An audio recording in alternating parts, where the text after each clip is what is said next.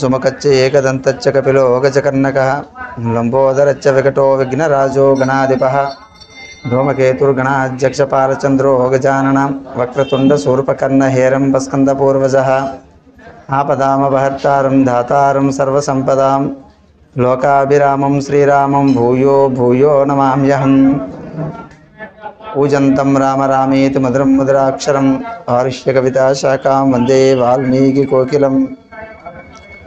సర్వమంగళమాంగళ్యే శివే సర్వార్థిసాధికే శరణ్యే త్రయంబకే గౌరీ నారాయణి నమోస్తుతే.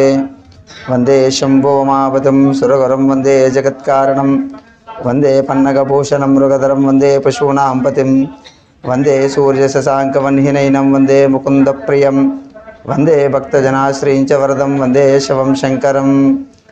ఓం సాయీశ్వరాయ విద్మహే సత్యదేవాయ ధీమహి తన్నః సర్వప్రచోదయాత్. అఖిలాండ కోటి బ్రహ్మాండ నాయకుడు ఆది మధ్యాంతరహితుడైన భగవాన్ శ్రీ సత్యసాయిబాబా వారి దివ్య శ్రీచరణాలకు, క్షేత్ర అధిష్టాన దైవమైనటువంటి రాజరాజేశ్వరి దేవి దివ్య శ్రీచరణాలకి, పార్వతీ పరమేశ్వరుల దివ్య శ్రీచరణాలకి, అభయ ఆంజనేయ స్వామి వారి దివ్య శ్రీచరణాలకు, సద్గురుదేవులైనటువంటి పట్టాభిరామయ్య గారి దివ్య శ్రీచరణాలకు అనంత కోటి నమస్సుమాంజలు తెలియజేసుకుంటూ, ఇతడికి విచ్చేసినటువంటి పరమ భక్తులైనటువంటి భాగవతోత్తములందరికీ అనేక నమస్కారాలు తెలియజేసుకుంటూ, పరమాత్మ యొక్క నిర్హేతుకమైనటువంటి కృపతో చాలా విశేషమైనటువంటి ఈ మానవ జన్మను సార్థకతం చేసుకోవడానికి కావలసినటువంటి సాధనా ప్రక్రియను ఇక్కడ గత 30 సంవత్సరాలు బట్టి సత్సంగ రూపాల్లో తెలుసుకుంటూ, గురువుల యొక్క వాక్కులు వింటూ, ఈ శరీరాన్ని పునీతం చేసుకుంటున్నటువంటి అవకాశాన్ని కల్పించినటువంటి సద్గురుదేవులకి ఒక్కసారి మనస్ఫూర్తిగా హృదయాంజలి సమర్పించుకుంటూ, భగవంతుడు ఎన్నో అవతారాలలో వచ్చాడు మనం చెప్పుకున్నాం. వేదోద్ధారణ మందరాభరణ పృథ్వీ ధర్మ నిర్మాణ ప్రహ్లాదత్రాణ బలి ప్రకారణ రూపాహంకార నిర్వాపన వైదేహీ రమణ ధనుంజయ జయ వ్యాపార పారీణ చోణీ దివ్యత్కరుణ తమోహరణ తండ్రి శ్రీ వెంకటేశ ప్రభో అంటూ దశావతారాల్లో సాక్షాత్తుగా శ్రీ మహావిష్ణువు ఈ భూమండలం మీదకి అవతరించాడు. దేనికి అవతరించాడంటే వేదాన్ని ఉద్ధరించడానికి, ఒక మనిషిని మహోన్నతుడిగా తీర్చిదిద్ది మానవ గుణాలు మనిషికి పూర్ణంగా ఇవ్వడానికి అవతరించాడండి. మనిషికి పశువులకి లోకంలో సమానమైనటువంటి స్థాయినే ఇచ్చాడండి. ఆహార నిద్ర భయం 5 నుంచి సామాన్యమిచ్చేవ. ఆహారము, నిద్ర, భయము, మైదున సుఖము అన్నీ కూడా సమానంగానే ఉన్నాయి పశువులకి మనుషులకి. అయితే మనుషుడికి ఏంటి అధికం? ధర్మశ్చ ఏకో అధిక విశేష. ధర్మం అనేది మనుషుడికి పెట్టినటువంటి గొప్ప నియమం అండి. ధర్మ విహీన పశుభి సమాన. ఆ ధర్మాన్ని ఆచరించకుండా గడుపుతున్నటువంటి జీవితం పశువుతో సమానం అని చెప్పారు. కాబట్టి అటువంటి ధర్మాన్ని మన చేత పాటింపజేయడానికి, మన చేత చేయించడానికి, మనల్ని అందరినీ కూడా ధర్మ మార్గంలో ప్రయాణం చేయడానికి వచ్చినటువంటి అవతారాలే భగవంతుడు ఎత్తినటువంటి దశావతారాలు. ఈ అవతారాల్లో ఎంతో కరుణ చూపించాడు పరంధాముడు. అయితే ఆయన చూపించినటువంటి కరుణలో ఏ కొద్ది కరుణైనా సరే మనం భగవంతుడి యందు చూపిస్తే మనం చరితార్థులం అయిపోయినట్టే లెక్కండి. ఏమండి, కలియుగంలో తల్లి తండ్రి చూపించినటువంటి ప్రేమలో అంత ప్రేమ పిల్లలు చూపించాల్సిన పని లేదండి. అందులో ఏ కొద్దిపాటి చూపించినా పిల్లలుగా వారి జీవితం చరితార్థం అయినట్టు ఎలా అవుతుందో, భగవంతుడు చూపించినంత ప్రేమ మనం చూపించాలి అంటే ఈ లోకంలో ఎవ్వరి వల్ల కాదండి. కానీ అందులో ఏ కొద్దిపాటి ప్రేమ భగవంతుడి యందు మనం చూపించి భక్తి మార్గంలో నడుచుకున్నా అది మనం భగవంతుడికి కృతజ్ఞత తీర్చుకున్నట్టే లెక్క. చూడండి, నిన్న చెప్పాను మీకు రామావతారంలో రాముణ్ణి ప్రేమించినటువంటి అయోధ్యావాసులు ఎంత స్థాయిలో ప్రేమించారంటే చెప్పడానికి అలవి కాని స్థాయిలో ప్రేమించారండి రామావతారాన్ని. నేను వృద్ధాశ్రమంలో చెప్పాను, రామచంద్రమూర్తి వనవాసానికి 14 సంవత్సరాల పాటు బయలుదేరితే వెనక లక్ష్మణస్వామి బయలుదేరాడు, సీతమ్మ తల్లి బయలుదేరింది. అందరూ బయలుదేరి వెళ్ళిపోతూ ఉంటే సీతమ్మని ఎందుకు తీసుకెళ్తున్నామని చెప్పి కైకమ్మ అడిగిందండి. నువ్వు తాపసిలా వెళ్ళాలి కదా, బ్రహ్మచర్యంలో ఉండాలి కదా, ఒక సాధువుగా ఉండాలి కదా, మరి సీతమ్మను తీసుకెళితే ఆ మాట తప్పినవాడు అవ్వవా అని అడిగిందండి. అప్పుడు ఆయన అన్నాడు, నాహమర్ధ పరోదేవి లోకమావస్సు ఉత్సహే విద్ధిమాం ఋషిభిత్తుల్యం కేవలం ధర్మమాస్థితం.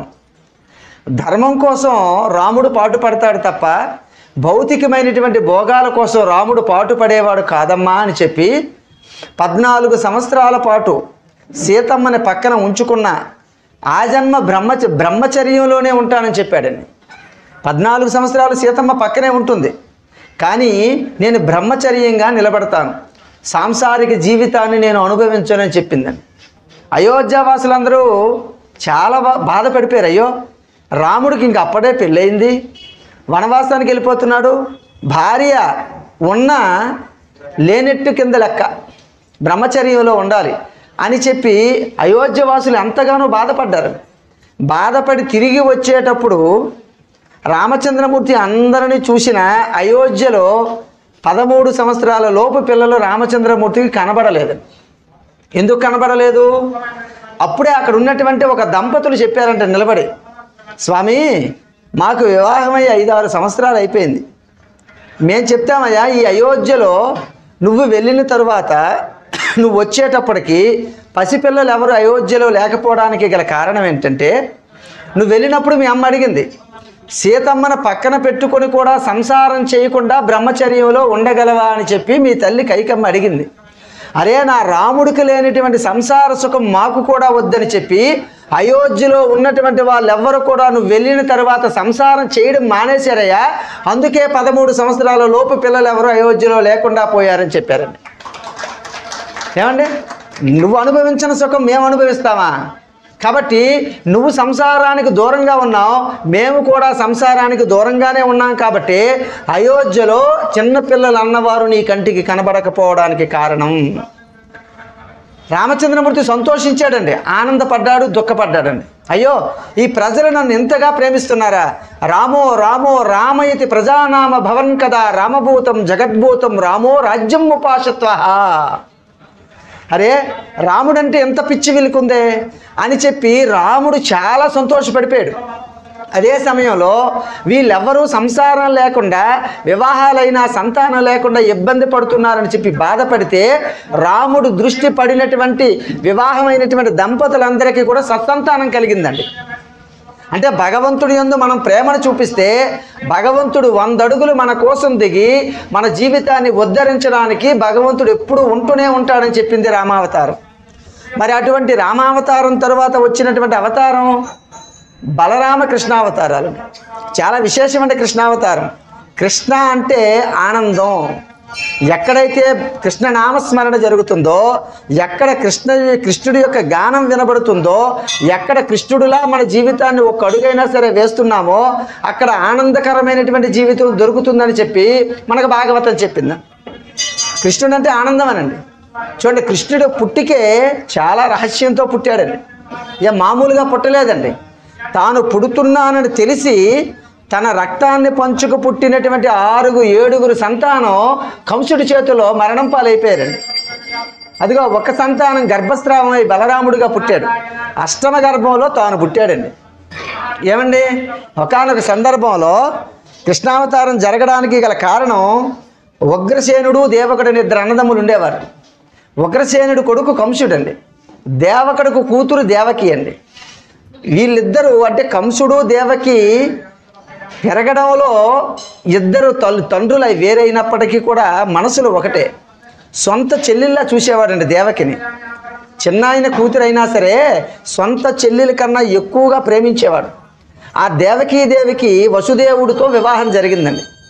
వివాహం జరిగింది, కట్న కానుకలు అన్నీ ఇచ్చారు, చాలా వైభవంగా పెళ్లి జరిగింది. అత్తవారింటికి సాగనంపుతున్నారండి. వసుదేవుడు ఏం చేశాడంటే చెల్లెల్ని విడిచి ఉండలేక ఆ రథానికి తాను సారథ్యం వహించి వసుదేవుడిని దేవకీదేవిని అత్తవారింటికి పంపించడానికి తాను రథం మీద కూర్చున్నాడండి. అంటే డ్రైవర్గా రథం మీద కూర్చుని ప్రయాణం చేస్తూనే ఉన్నాడండి. ప్రయాణం చేస్తుంటే ఈ లోపుగా మార్గ మధ్యానికి వెళ్ళేసరికి ఏదో ఒక శబ్దం తన చెవికి వినబడిందండి. కంస, నువ్వు నీ చెల్లెల్ని నీ బావని తీసుకొని వెళుతున్నావు, కానీ నీకు అసలు రహస్యం తెలియదు. తుష్టయగు భగిని మెచ్చగా ఇష్టుడివై రథము నడిపెదవి ఎరుగువ మీదన్ శిష్టయగు నీ తలోదరి అష్టమ గర్భంబున నిన్ను హరించుచుమి అని చెప్పాడు. చాలా ఇష్టంతో నీ చెల్లెల్ని తీసుకెళ్తున్నావు. నీ చెల్లెల పొట్ట ఎలా ఉంది? సన్నగా ఉంది, వీపు కంటుకొని. కానీ ఇంత సన్నని పొట్టలో 8 మంది సంతానం వస్తుంది. 8వ సంతానం నిన్ను చంపుతుంది అని చెప్పాడు. అష్టమ గర్భంబు నిన్ను హరించుచుమి, 8వ సంతానం నిన్ను చంపుతుందయా. కాబట్టి 8వ సంతానం మేనమామ గండంతో పుడుతున్నాడు. కాబట్టి నీకు ప్రాణాపాయం ఉంది అని చెప్పాడు. అంతవరకు ప్రేమించినటువంటి కంసుడు గబాలన రథం దిగిపోయి తన చెల్లెలైనటువంటి దేవకీదేవి యొక్క చుట్టును పట్టుకొని బయటికి బరబర ఈడ్చుకొచ్చి తన డాలులో ఉన్నటువంటి పదునైనటువంటి ఖడ్గాన్ని తీసి, అసలు ఈవిడ ఉంటేనే కదా సంతానం అనేది ఉంటేనే కదా నాకు చావు, కాబట్టి ఈవిడిని సంహరిస్తానని చెప్పి కంసుడు దేవకీదేవి శిరస్సును ఛేదించడానికి మొదలుపెట్టాడు.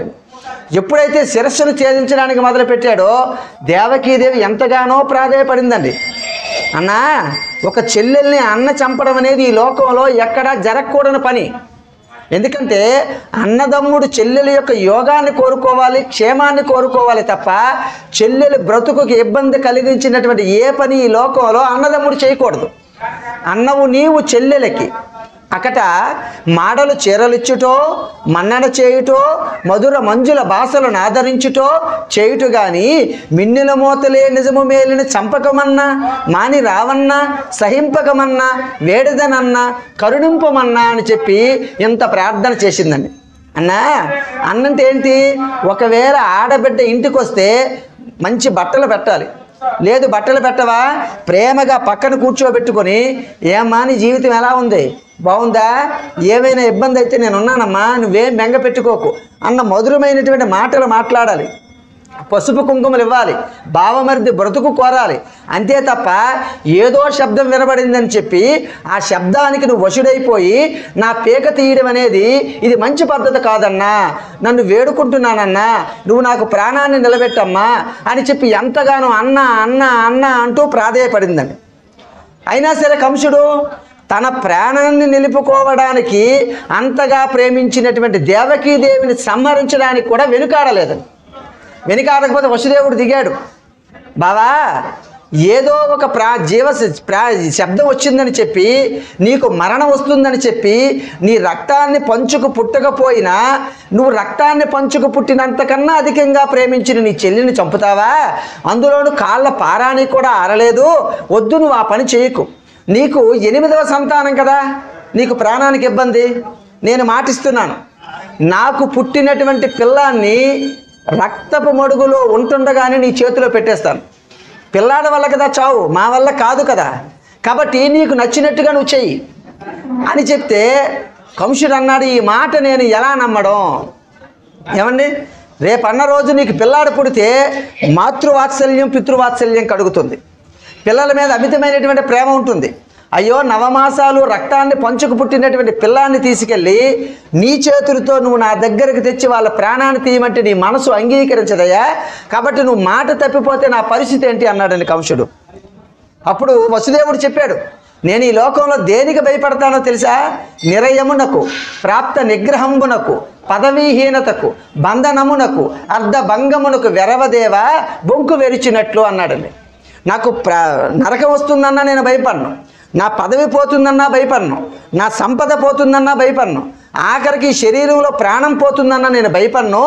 దేనికి ఎప్పుడు భయపడతానంటే ఇచ్చిన మాట తప్పిపోతానేమో, ఇచ్చినటువంటి మాటకి కట్టుబడకుండా ఉంటానేమో అని ఆలోచన వస్తేనే నాలో భయం కలుగుతుంది అన్నాడు. నేను దేనికి భయపడతాను? సమస్తం కోల్పోయినా నాకు భయం రాదు, ఆ ఆలోచన కూడా నాకు భయాన్ని తేదు.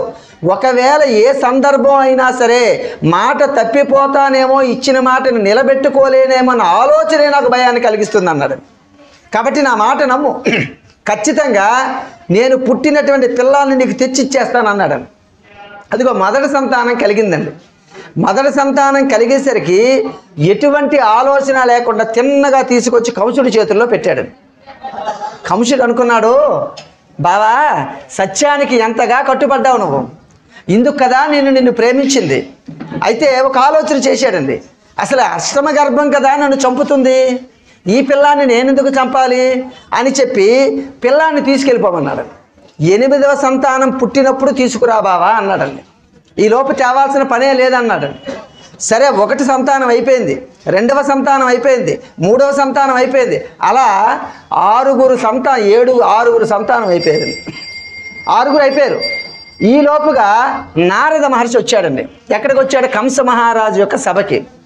ఏమయ్యా, నువ్వు 6 పిల్లల్ని విడిచిపెట్టేశావు, అష్టమ గర్భంలో ఉన్నటువంటి శిశువు నిన్ను చంపుతుందని చెప్పి అష్టమవాన్నే నువ్వు దృష్టిలో పెట్టుకున్నావు. ఈ 6 ఎవరో తెలుసా? అష్టమ గర్భంలో పుట్టిన వాడికి సహాయం చేయడానికి వచ్చినటువంటి దేవతలే ఈ 6 పిల్లలు అన్నాడు. చంపకుండా విడిచిపెట్టేశాడండి. కానీ నారదుడు వచ్చి చెప్పాడండి. ఏమంటే నారదుడు ఎందుకు చెప్పాలంటే, పూర్వజన్మల్లో ఈ 6 శిశువులు దేవజన్మల్లో ఉండేవారండి. ఒకానొక సందర్భంలో బ్రహ్మగారి శాపవశాన భూలోకంలో పుట్టాల్సి వచ్చింది. వీళ్ళు 6 కూడా మళ్ళీ పూర్వంలో ఉన్నటువంటి దేవజన్మల్లోకి వెళ్ళిపోవాలి. కాబట్టి ఈ నారద మహర్షి వచ్చి ఈ విషయాన్ని కంసుడికి జ్ఞాపకం చేశాడండి. ఇది చాలా పెద్ద వృత్తాంతం ఉందండి. ఆ వృత్తాంతాన్ని ఇప్పుడు చెప్పుకుంటే దానికే మనకి 8 అయిపోతుంది. కాబట్టి కంసుడు ఏం చేశాడు? 6 పిల్లల్ని తీసుకురమ్మన్నాడండి. 6 పిల్లల్ని తీసుకురమ్మనేసరికి వసుదేవుడు తీసుకొచ్చాడు. ఎలా చంపాడంటే, పిల్లల యొక్క 2 కాళ్ళు పట్టుకొని గిరగిర తిప్పుతూ బండకేసి కొడుతుండేవాడు. వాళ్ళ తలలో పగిడి నెత్తురు చంద్రం అయిపోతే చచ్చిపోయేవారు. ఇలా 6 పిల్లల్ని సంహరించేశాడు కంసుడు. 7వ ఇంకా అప్పటి నుంచి కంసుడిని దేవకీదేవిని గర్భంలో చెరసాలలో బంధించాడు. ఎందుకంటే ఒకవేళ 6 సంహరించానన్న దుఃఖంతో 7వ సంతానాన్ని 8వ సంతానాన్ని తనకు తేకుండా ఉంటాడేమో, నా ఎదురుగుండా ఉండాలని ఒక చెరసాలను పెట్టాడండి. ఆ చెరసాలలో ఎలా ఉన్నాడు? తన చెరసాల ఎదురుగుండా తాను నిద్రపోతూ ఉండేవాడు. నిద్రపోతూ తన ఎదురుగుండా ఏ స్తంభం కూడా అడ్డు లేకుండా తాను కళ్ళు తెరిస్తే చెరసాలలో ఉన్నటువంటి కంసుడు, దేవకీదేవి వసుదేవుడు కనబడాలి. అలా పెట్టాడండి. అలా పెట్టేసరికి 7వ గర్భం ఆవిడకి నిలిచిందండి. 7వ గర్భం నిలబడాలని చెప్పి సాక్షాత్తుగా అమ్మవారి యొక్క అనుగ్రహంతో గర్భస్రావం అయ్యేటట్టుగా చేసి నందవ్రజంలో ఉన్నటువంటి రోహిణీదేవి గర్భంలోకి 7వ శిశువుని ప్రవేశపెట్టారు. అదిగో ఆయనే బలరాముడుగా పుట్టాడు. బలము మిగుల గలుగ బలభద్రుడనగా లోక రమణుడొకటి చేసి రాముడనగా సతికి పుట్టి గర్భ సంకర్షణమున సంకర్షణుడనంగా, సంకర్షణుడు అనే పేరుతో, బలరాముడు అన్న పేరుతో అదిగో ముందుగా పుట్టినటువంటి అవతారం బలరామ అవతారం అండి. అలా అయిపోయింది. ఇంకా 8వ గర్భం నిలిచిందండి. 8వ గర్భం నిలిచేసరికి కంసుడు మరింత ఉత్సుకతతో ఉన్నాడు. ఎప్పుడెప్పుడు ఆ సంతానం బయటకు వస్తుందా, సంహరించేస్తే తాను బ్రతికిపోదామన్న ఆలోచనతో కంసుడు ఉంటున్నాడు. చూడండి, కంసుడు ఆలోచన ఏంటి? తాను బ్రతకాలి. అసలు కంసుడుకున్న వరం ఈ లోకంలో ఎవరికీ లేదండి. మన చావు ఎంతవరకు ఉంటుందో మనకు తెలియదండి. ఎన్నాళ్ళు బ్రతుకుతామో మనకు తెలియదు. కానీ కంసుడుకో అష్టమ గర్భము నిన్ను హరించు జుమి, ఆ దేవకీదేవి కడుపున 8వ సంతానం నిన్ను చంపుతుంది అన్నారండి. 8 సంతానాలు రావాలంటే ఎంత సమయం పడుతుంది? దాదాపుగా 12 సంవత్సరాలు పడుతుందండి. అంటే కంసుడికి ఖచ్చితంగా తెలుసు, నేను 12 సంవత్సరాలు బ్రతుకుతానని చెప్పి. ఈ లోకంలో ఎవరికీ తెలియదండి, ఒక్క కంసుడికే తెలుసు. రామచంద్రమూర్తి ఒక్కసారి గిరి గీసుకుని పుట్టాడు, 11,000 సంవత్సరాలు ఉంటానని. అంతకు మించి భగవంతుడు కూడా ఇంతకాలం ఉంటానని చెప్పింది లేదండి. బట్ వాడు కంసుడికి తెలిసిందండి. కానీ ఈయన దేనికి వాడుకున్నాడు? 7 గడియల్లో చచ్చిపోతావంటే ఖట్వాంగుడు గోవిందనామ స్మరణ చెప్పి మోక్షానికి వెళ్ళిపోయాడు. 7 రోజుల్లో చచ్చిపోతావంటే భాగవతాన్ని విని విని విని విని పరీక్షిత మోక్షానికి వెళ్ళిపోయాడు. 12 సంవత్సరాలు ఉంటామంటే ఎంత తరించొచ్చండి? ఇది అగరబత్తి తీసేయండి. 12 సంవత్సరాలు ఉంటామని తెలిసినప్పటికీ కూడా బ్రతుకుతూ బ్రతుకుతూ బ్రతుకుతూ బ్రతుకుతూ చచ్చిపోయాడని. ఎలా చచ్చిపోయాడు? దేవకీదేవి గర్భం పెరుగుతుంది, కంసుడు క్షణానికి తగ్గిపోతున్నాడని. ఎందుకంటే తన మనసులో లేదండి. తిరుగుచు కుడుచుచు త్రావుచు కూర్చుండి లేచి అనవరతమ్మున్ హరిని తలచి జగమాహరిమయమని చూసి కంసుండి ఆరణయలుకున్. తింటున్నా, పడుకుంటున్నా, నిద్రపోతున్నా, ఏదైనా పని చేస్తున్నా, రాజ్యభారం వహిస్తున్నా ఎప్పుడు కూడా చెరసాలలోనే తన దృష్టిని పెట్టేవాడు, బయట ఉన్న పని మర్చిపోయేవాడు. అంటే తన దృష్టి అంతా ఎక్కడ ఉంది? 8వ సంతానం ఒకవేళ వచ్చేస్తే తనల్ని సంహరిస్తుందేమో అని చెప్పి భయంతోనే బ్రతుకుతున్నాడండి. భయం అన్నది మనిషికి ఎంత దిగజారు చేస్తుందంటే చూడండి, తన పరిపాలన మానేశాడు, తాను తింటున్నటువంటి తిండి మానేశాడు, తన యొక్క జీవన విధానాన్ని పక్కన పెట్టేశాడండి. ఎందుకు? తను బ్రతికిపోవాలంతే. బ్రతుకు మీద అంత భీతి కలిగిన వాడు ఈ లోకంలో కంసుడండి. అటువంటి కంసుడు ఏదో అష్టమ గర్భంలో ఉన్నటువంటి ఆ దేవకీదేవి ప్రసవానికి సమయం అయిపోయిందండి. ప్రసవానికి సమయం అయిపోయింది. శ్రావణ మాసం అష్టమ నాడు తిథి నాడు బాగా మబ్బు పెట్టేసి ఉంది, జోరున వర్షం కురుస్తుంది. అర్ధరాత్రి 12 గంటల సమయం అయిందండి. దేవకీదేవికి పురుటి నొప్పులు మొదలయ్యాయి. ఈ శబ్దాలు వినకుండా ఉండడానికి పరంధాముడు చాలా అద్భుతమైనటువంటి శక్తిని ఉపయోగించాడండి. ఏ చెవికైతే వినికిడి శక్తిగా తానున్నాడో అక్కడ ఉన్న వాళ్ళందరికీ కూడా వినికిడి శక్తిని వెనక్కి తిప్పేశాడండి. ఎందుకు? దేవకీదేవి శరీరంలోంచి వచ్చినటువంటి నిట్టూర్పులు కానీ ఆ పురిటి నొప్పులు కానీ బయటికి వినిపించకూడదు. బోరున వర్షం కురుస్తుంది. అర్ధరాత్రి 12 గంటల సమయంలో దేవకీదేవి గర్భాన్న శ్రీకృష్ణ పరమాత్మగా పసికందుగా జన్మించాడండి. చూడండి ఎంత అవస్థ పడ్డారో. ఏ భార్య అయినా సరే ప్రసవిస్తే భర్త పక్కనే ఉండడం, అందున ప్రదేశం కూడా ఏం లేదు, ఒక వస్త్రం కట్టడానికి కూడా లేదండి, ఏమాత్రం కూడా దాపు లేకుండా ఆ దేవకీదేవి ప్రసవిస్తున్నటువంటి ప్రసవాన్ని చూస్తూ వసుదేవుడు కృష్ణ పరమాత్మ యొక్క జననాన్ని చూశాడండి. స్వామి పుట్టగానే తన యొక్క విరాట్ రూపాన్ని చూపించాడు. స్వామి ఎలా ఉన్నాడు? జలధర దేహు నాజాను చతుర్బాహు సరసీరు హక్షు విశాల వక్షు జారు గదా శంకు చక్ర పద్మ విలాసు కంఠ కౌస్తుభమని కాంతిబాను కమనీయ కటిసూత్ర కంకణ కేయూర శ్రీవత్సలాంచన అంచిత విహారు మరికుండల ప్రభావిత కుంతలల లాటు వైడూర్య మనగన వరి కిరీటు బాలు పూర్ణేందు రుచిజాలు భక్త లోకపాలు సుగుణాల వాలు కృపావిశాలు చూచి తిలకించి పులకించి చోద్యమందే ఉబ్బి చలరేగి వసుదేవుడు ఉత్సహించే అని చెప్పారండి. సాక్షాత్తుగా శ్రీ మహావిష్ణువు శంకు చక్ర గదా పద్మాలతో పెట్టుకున్నటువంటి కిరీటంతో తిరునామంతో పెట్టుకున్నటువంటి కుండలాభరణాలతో పెట్టుకున్నటువంటి భుజకీర్తులతో 4 చేతులతో శంకు చక్ర గదా పద్మాలు ధరించి శంఖం లాంటి మెడతో విశేషమైనటువంటి ఆభరణాలు ధరించి నీలమేఘ వర్ణం కలిగినటువంటి ఛాయతో స్వామి యొక్క ముగ్ధ మనోహర రూపాన్ని పచ్చని పట్టుపట్టం కట్టుకొని శంకు చక్ర గదా పద్మం వంటి సౌభాగ్యాన్ని కలిగించే వస్తువులన్నీ కూడా తన అరచేతుల్లో తన పాదాలలో ఉంచుకొని సాక్షాత్ శ్రీ మహావిష్ణువు విరాట్ రూపంతో ఆ దేవకీదేవి వసుదేవులకి సాక్షాత్కరించాడు. సాక్షాత్కరించేసరికి ఇద్దరు 2 చేతులెత్తి నమస్కారం పెట్టారండి. ఎక్కడైనా పిల్లలు పుడితే పిల్లలు తల్లిదండ్రులకు నమస్కారం పెడతారు, కానీ ఎక్కడేం జరిగింది? పుట్టినటువంటి పిల్లవాడికి సాక్షాత్తుగా దేవకీదేవి వసుదేవుడు నమస్కారం పెట్టారండి. స్వామి ఎంత అదృష్టం, ఏ జన్మలో ఏ సుకృతాన్ని చేసుకున్నామో, ఏ పరమాత్మ యొక్క దివ్య దర్శనాన్ని పొందుతామో అటువంటి పరమాత్మ మా ఎదురుగుండా నిలబడ్డాడని చెప్పి నమస్కారం పెట్టారండి. అప్పుడు నారాయణుడు అన్నాడంట, అమ్మా మీకు తెలియదు, మీరు గత జన్మల్లో నాకు ఒక వరాన్ని మీరు అడిగారు. ఒకనాడు కృతయుగంలో మీరు పుష్టి సుతపులుగా ఉన్నారు. ఆనాడు పిల్లల కోసం తపస్సు చేశారు. తపస్సు చేసి నేను ప్రత్యక్షమైతే స్వామి నీలాంటి కొడుకు మాకు కావాలని చెప్పి అడిగావు. నీ ప్రేమకు కట్టుబడి అమ్మా నాలాంటి కొడుకు అంటే ఈ లోకంలో ఎక్కడా లేరు, నేనే మీ కడుపున పుడతాను. ఎలా పుడతాను? 3 జన్మల్లో పుడతానని చెప్పాడండి. అదిగో అప్పుడు పుష్టి సుతపులుగా ఉన్నప్పుడు పుష్టి గర్భుడుగా జన్మించాం. ఆ తర్వాత మీరు అదితి కశ్యపులుగా ఉన్నప్పుడు మీ కడుపున వామనమూర్తిగా జన్మించాను. ఇదిగో ఇప్పుడు మీరే దేవకీ వసుదేవులుగా పుట్టారు. ఇప్పుడు మీ కడుపున కృష్ణ పరమాత్మగా జన్మించాను. ఇక నుంచి మీకు జన్మరాహిత్యం కలిగి ఈ జన్మతో మీ శరీరాలు ఎత్తాల్సిన పని లేకుండా మోక్షాన్ని మీకు ఇస్తాను. ఆనాడు మీకు ఇచ్చినటువంటి వరం వల్ల 3 జన్మల్లో మీ కడుపున పుట్టాను.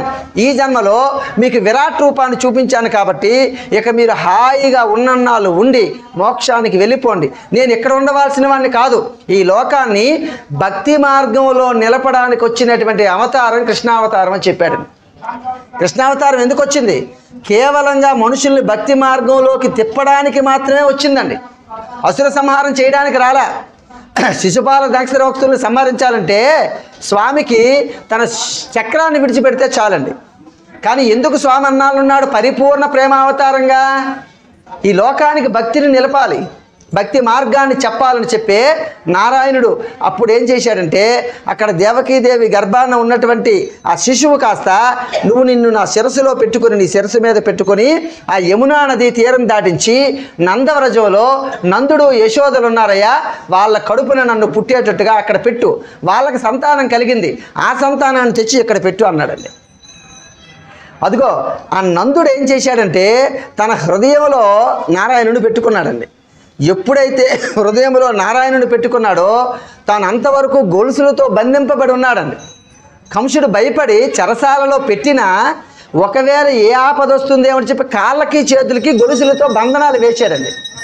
ఎప్పుడైతే కృష్ణ పరమాత్మను ఒక్కసారి హృదయంలో పెట్టుకున్నాడో బంధనాలు తెగిపోయాయండి, తాళాలు తెగిపోయాయి. అందరూ గాఢ నిద్రలోకి వెళ్ళిపోయారు. ఆ పరమాత్మను తీసుకొని వసుదేవుడు ఏం చేస్తున్నాడంటే ఇలా నెత్తిని పెట్టుకుని బయటకు వచ్చాడు. యమునా నది తావిచ్చిందండి. అవతలకు వెళ్ళి ఆదిశేషువు నీడగా నిలబడింది. అవతలకు వెళ్ళి నందుడు యశోదాదేవి గర్భాన్ని జన్మించినటువంటి ఆడ శిశువుని తెచ్చి ఈ శిశువుని అక్కడ పెట్టారండి. పెట్టేసి మళ్ళీ ఎప్పట్లా వచ్చేసాడండి. వచ్చేసి లోనకి ఈయన వెళ్ళిపోతూ ఉంటే ఒక్కొక్కటి మళ్ళీ బంధనాలు బిగుసుకుంటున్నాయి. ఆ చెరసాలలోకి వచ్చిన తర్వాత మాత్రం తనకు బంధనాలు బంధింపబడలేదు. చూడండి, చెరసాలకు వచ్చిన వరకు బంధనాలన్నీ తగులుకున్నాయి, కానీ లోనకి వెళ్ళిన తర్వాత తనకు మాత్రం బంధనాలు బంధింపబడలేదు, తాను పెట్టుకున్నాడండి. అక్కడ గమ్మత్తండి.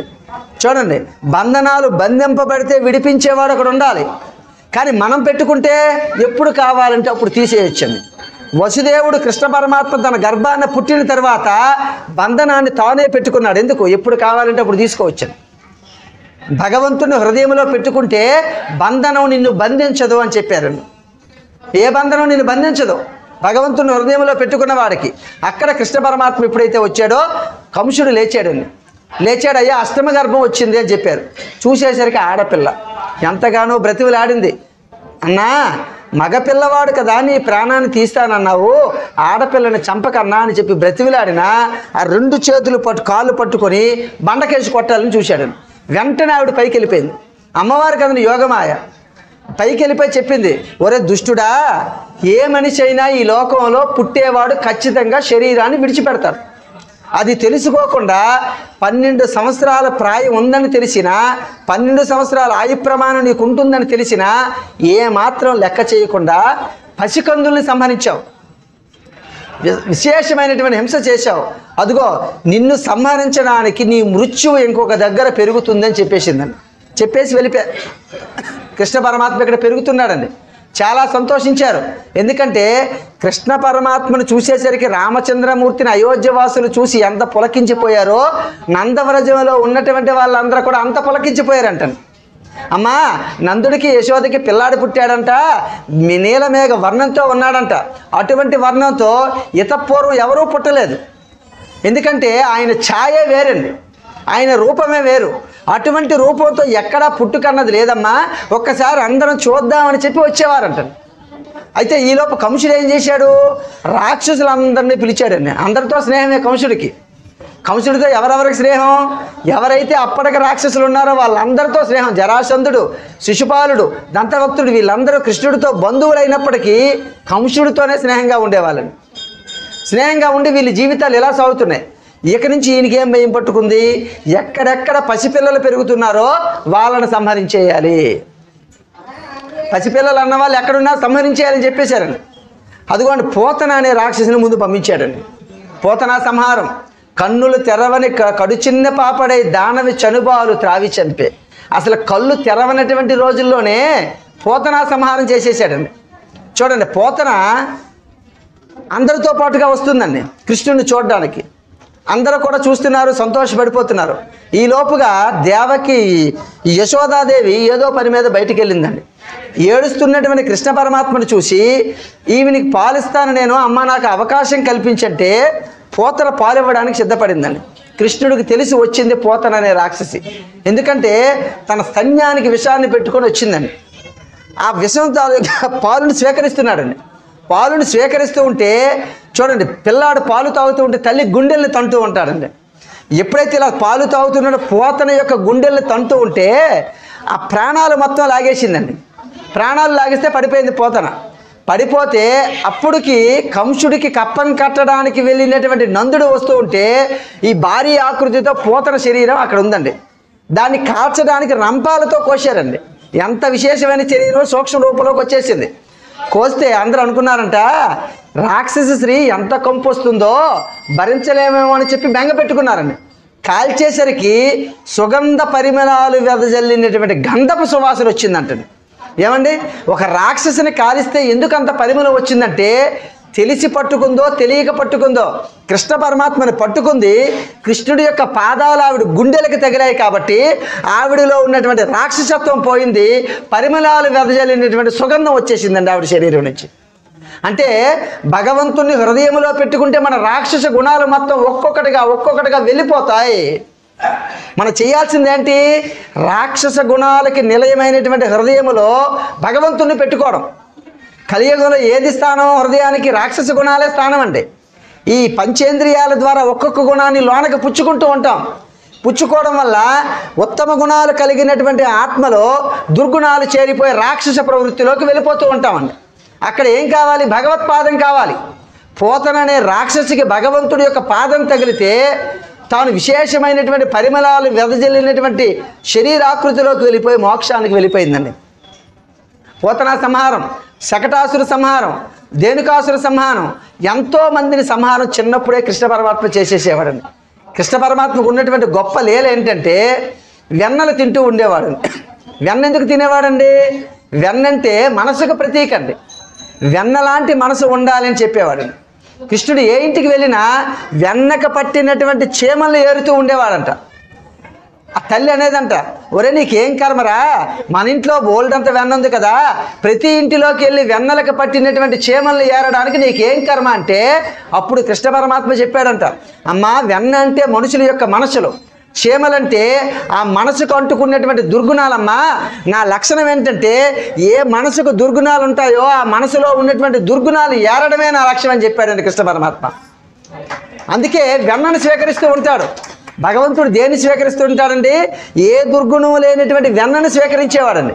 ముందు పట్టినటువంటి చీమలను తోలేవాడు, తర్వాత స్వీకరించేవాడు.